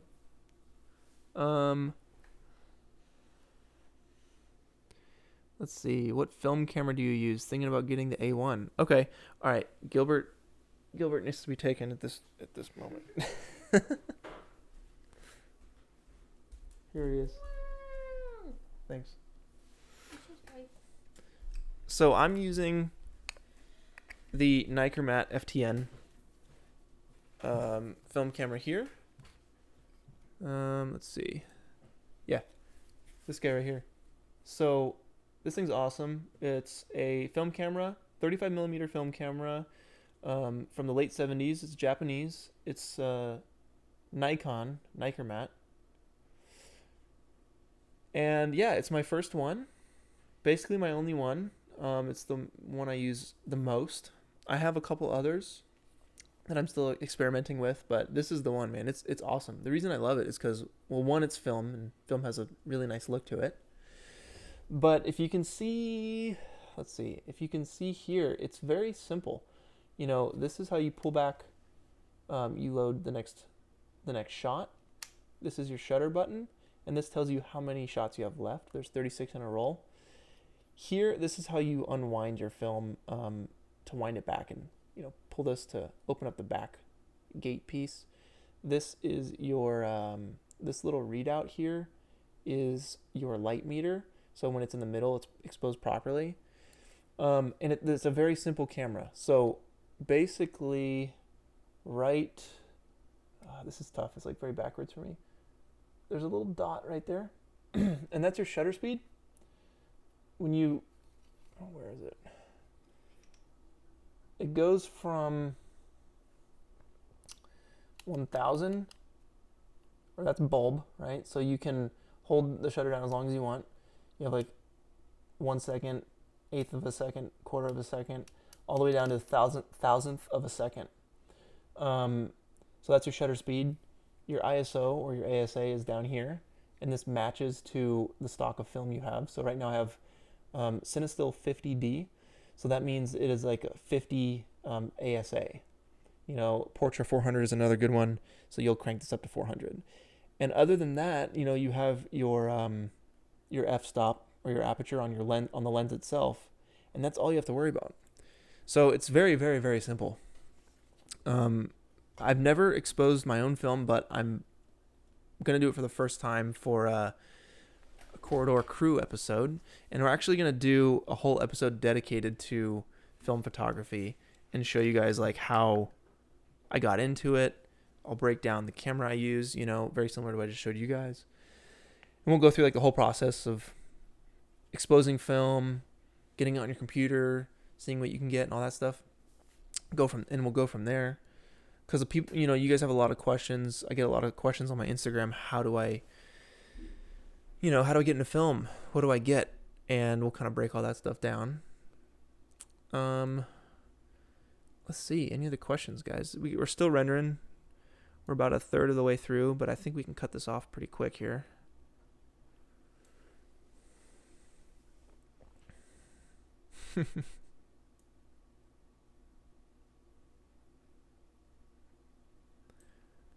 Sir Ren. Yo, what's up, Ren? Ren just entered the chat. Everyone say hey to Ren. How was that ride? They went on a one-wheel ride earlier today.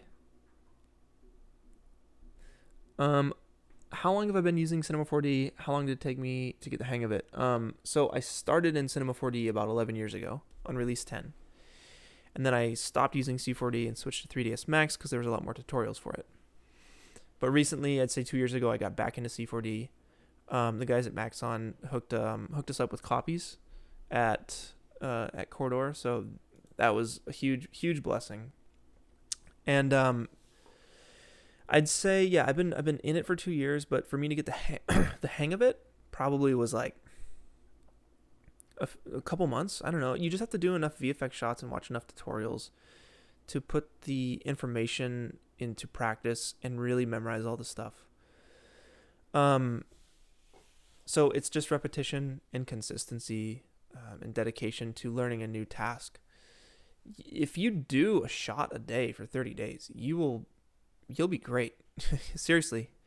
You'll really pick up quickly how to use the program. Just watch tutorials. Go to Grayscale Gorilla or Chris Schmidt. He just came out with his own thing too. Rocket Lasso. I think it was last year. I think that's right. I'll Google it real quick. Rocket Lasso. Yeah. Oh, he's streaming live? He's streaming live too? Check this out. Rocket Lasso. This is Chris Schmidt. So he does a lot of cool stuff too, man. Oh, he's on Twitch.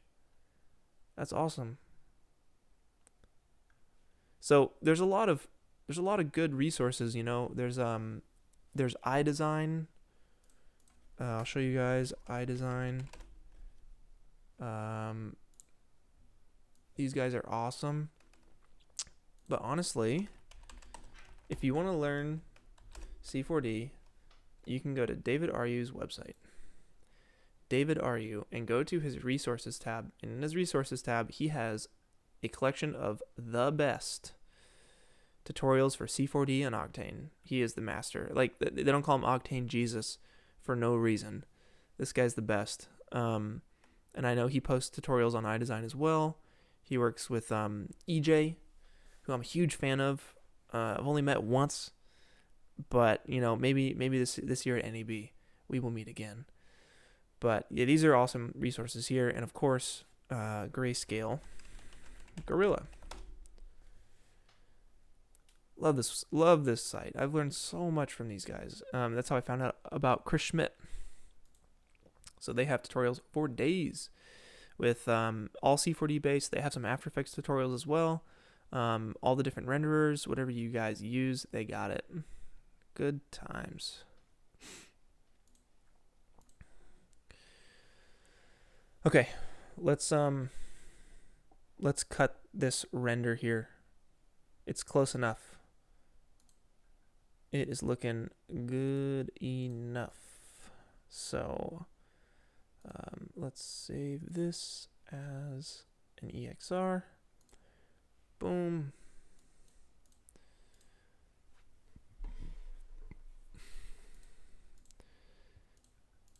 And let's hop into Photoshop.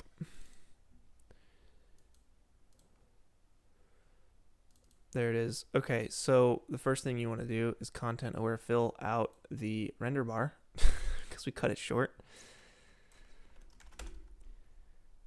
Shift backspace on that guy. Done. Okay. So I know Beeple does this. Is he'll use Photoshop to get a nice painterly look on his images. But let's work some of the contrast. Gross. Okay. Let's go into camera raw real quick.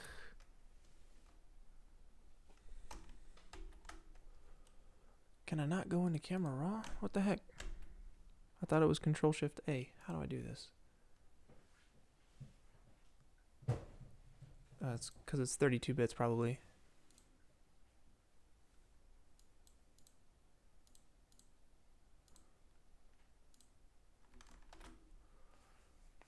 All right, there we go. So, yeah, let's bring up these highlights just a bit. And the shadows can come down. Or maybe they should go up.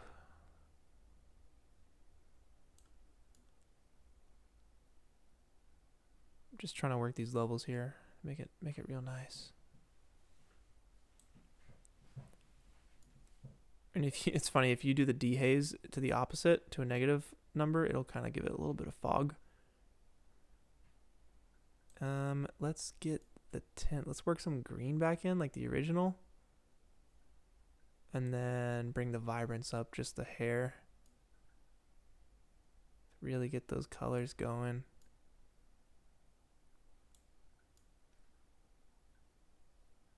Yeah, that's feeling pretty good. A little blown out on the right side.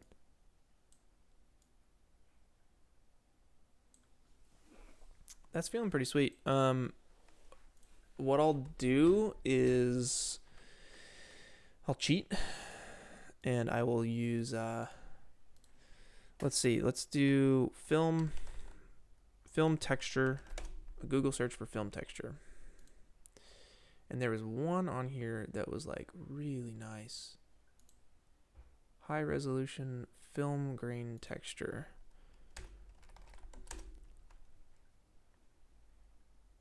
And let's do like a search for, I think Google changed all their stuff, so you have to do an advanced search.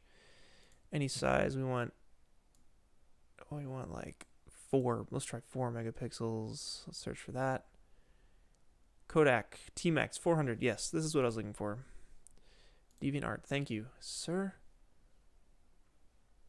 By Drenton. Thanks, Drenton. Check out that Kodak T-Max 400 texture. This is awesome because I really like this film stock. It's a black and white film stock. It's very contrasty, but you know, this will give us a nice look here. And we'll scale this guy up and set it to overlay to get that film look. Oh, let's not do that. I'm gonna rasterize this guy, set it to overlay, and boom, you got a film look going. You can zoom in here and get the details.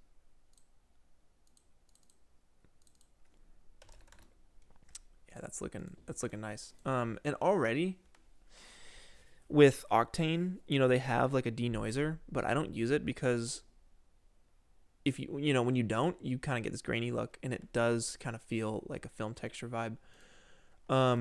But you see how these edges are really sharp? Let's go in here and let's, like, you know, make it look a little more painterly or something. So if you just go to filter, man, I haven't used Photoshop filters in so long. What is it? There's like a filter. We want the filter gallery, but I think we need to switch it to 8-bit image. Then okay, yeah, then we can get to the filter gallery. Let's see, brush strokes. Oh, that weird brightness on the edge is not the vibe. Okay, so I guess right in the middle. Angled strokes, no. Cross hatch, no. No. Maybe this? See how that kind of roughens up the edges? Looks kind of nice. And just crank the smoothness. Yeah, that looks... That's feeling pretty good.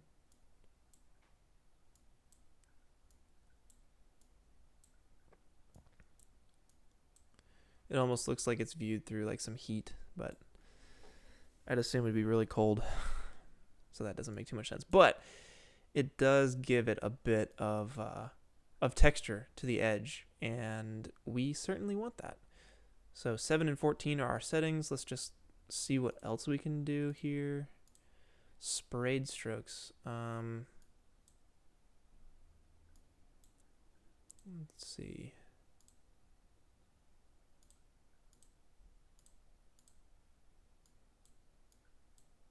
That's not bad either. Honestly, that's not bad at all.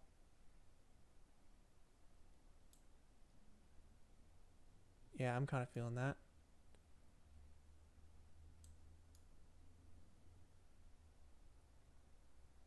It's pretty sweet. Yeah, let's hold on to that. Let's see what artistic has anything. Nah. Ooh. This is good. This looks like some watercolor, even though there is a watercolor option, but it just looks horrible. Yeah, this is awesome. So it gives us the softness too, you know?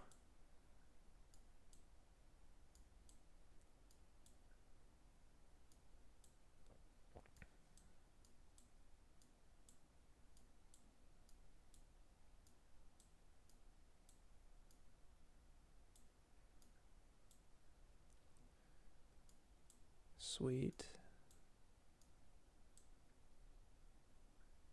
Yeah, that looks pretty cool. I don't know, between that and that and this, I think the palette knife, I like the palette knife, it's nice.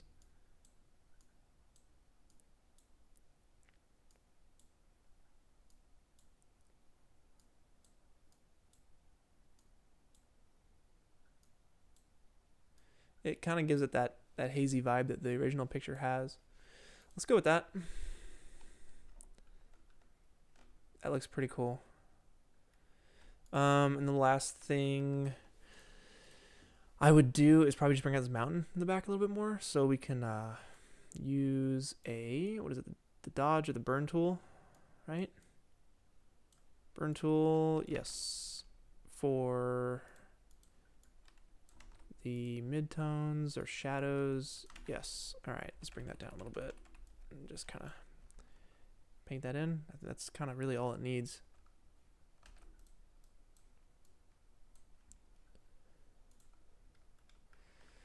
Yeah, there you go.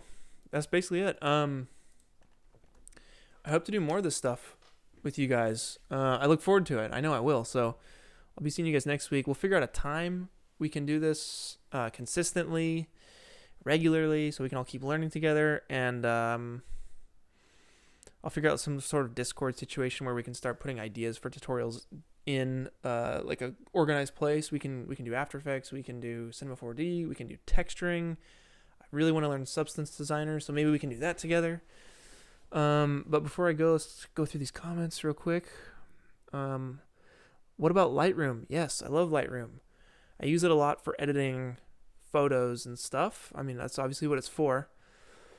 But I just went through and did some photo editing for some light painting we did with drones. And that'll be in this week's episode of Corridor Crew with Ren. He does a lot of flying with one of his, with a pilot he looks up to very much. So we went out at night at a dam and did some long range, long shutter photography. So that'll be awesome. What else?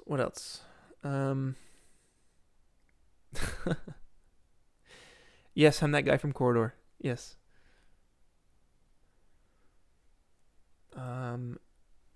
What else? Yeah, thanks for stopping by, guys. Really, really appreciate it. Next time I will have some music to go along, some peaceful music.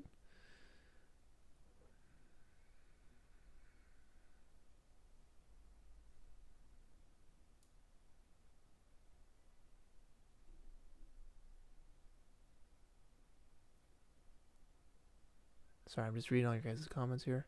It's difficult to talk, to just rant and read comments at the same time. But you know what? I appreciate you guys. I won't keep you any longer. Thanks for joining the stream, the very first one, and to many more. I will see you guys next time.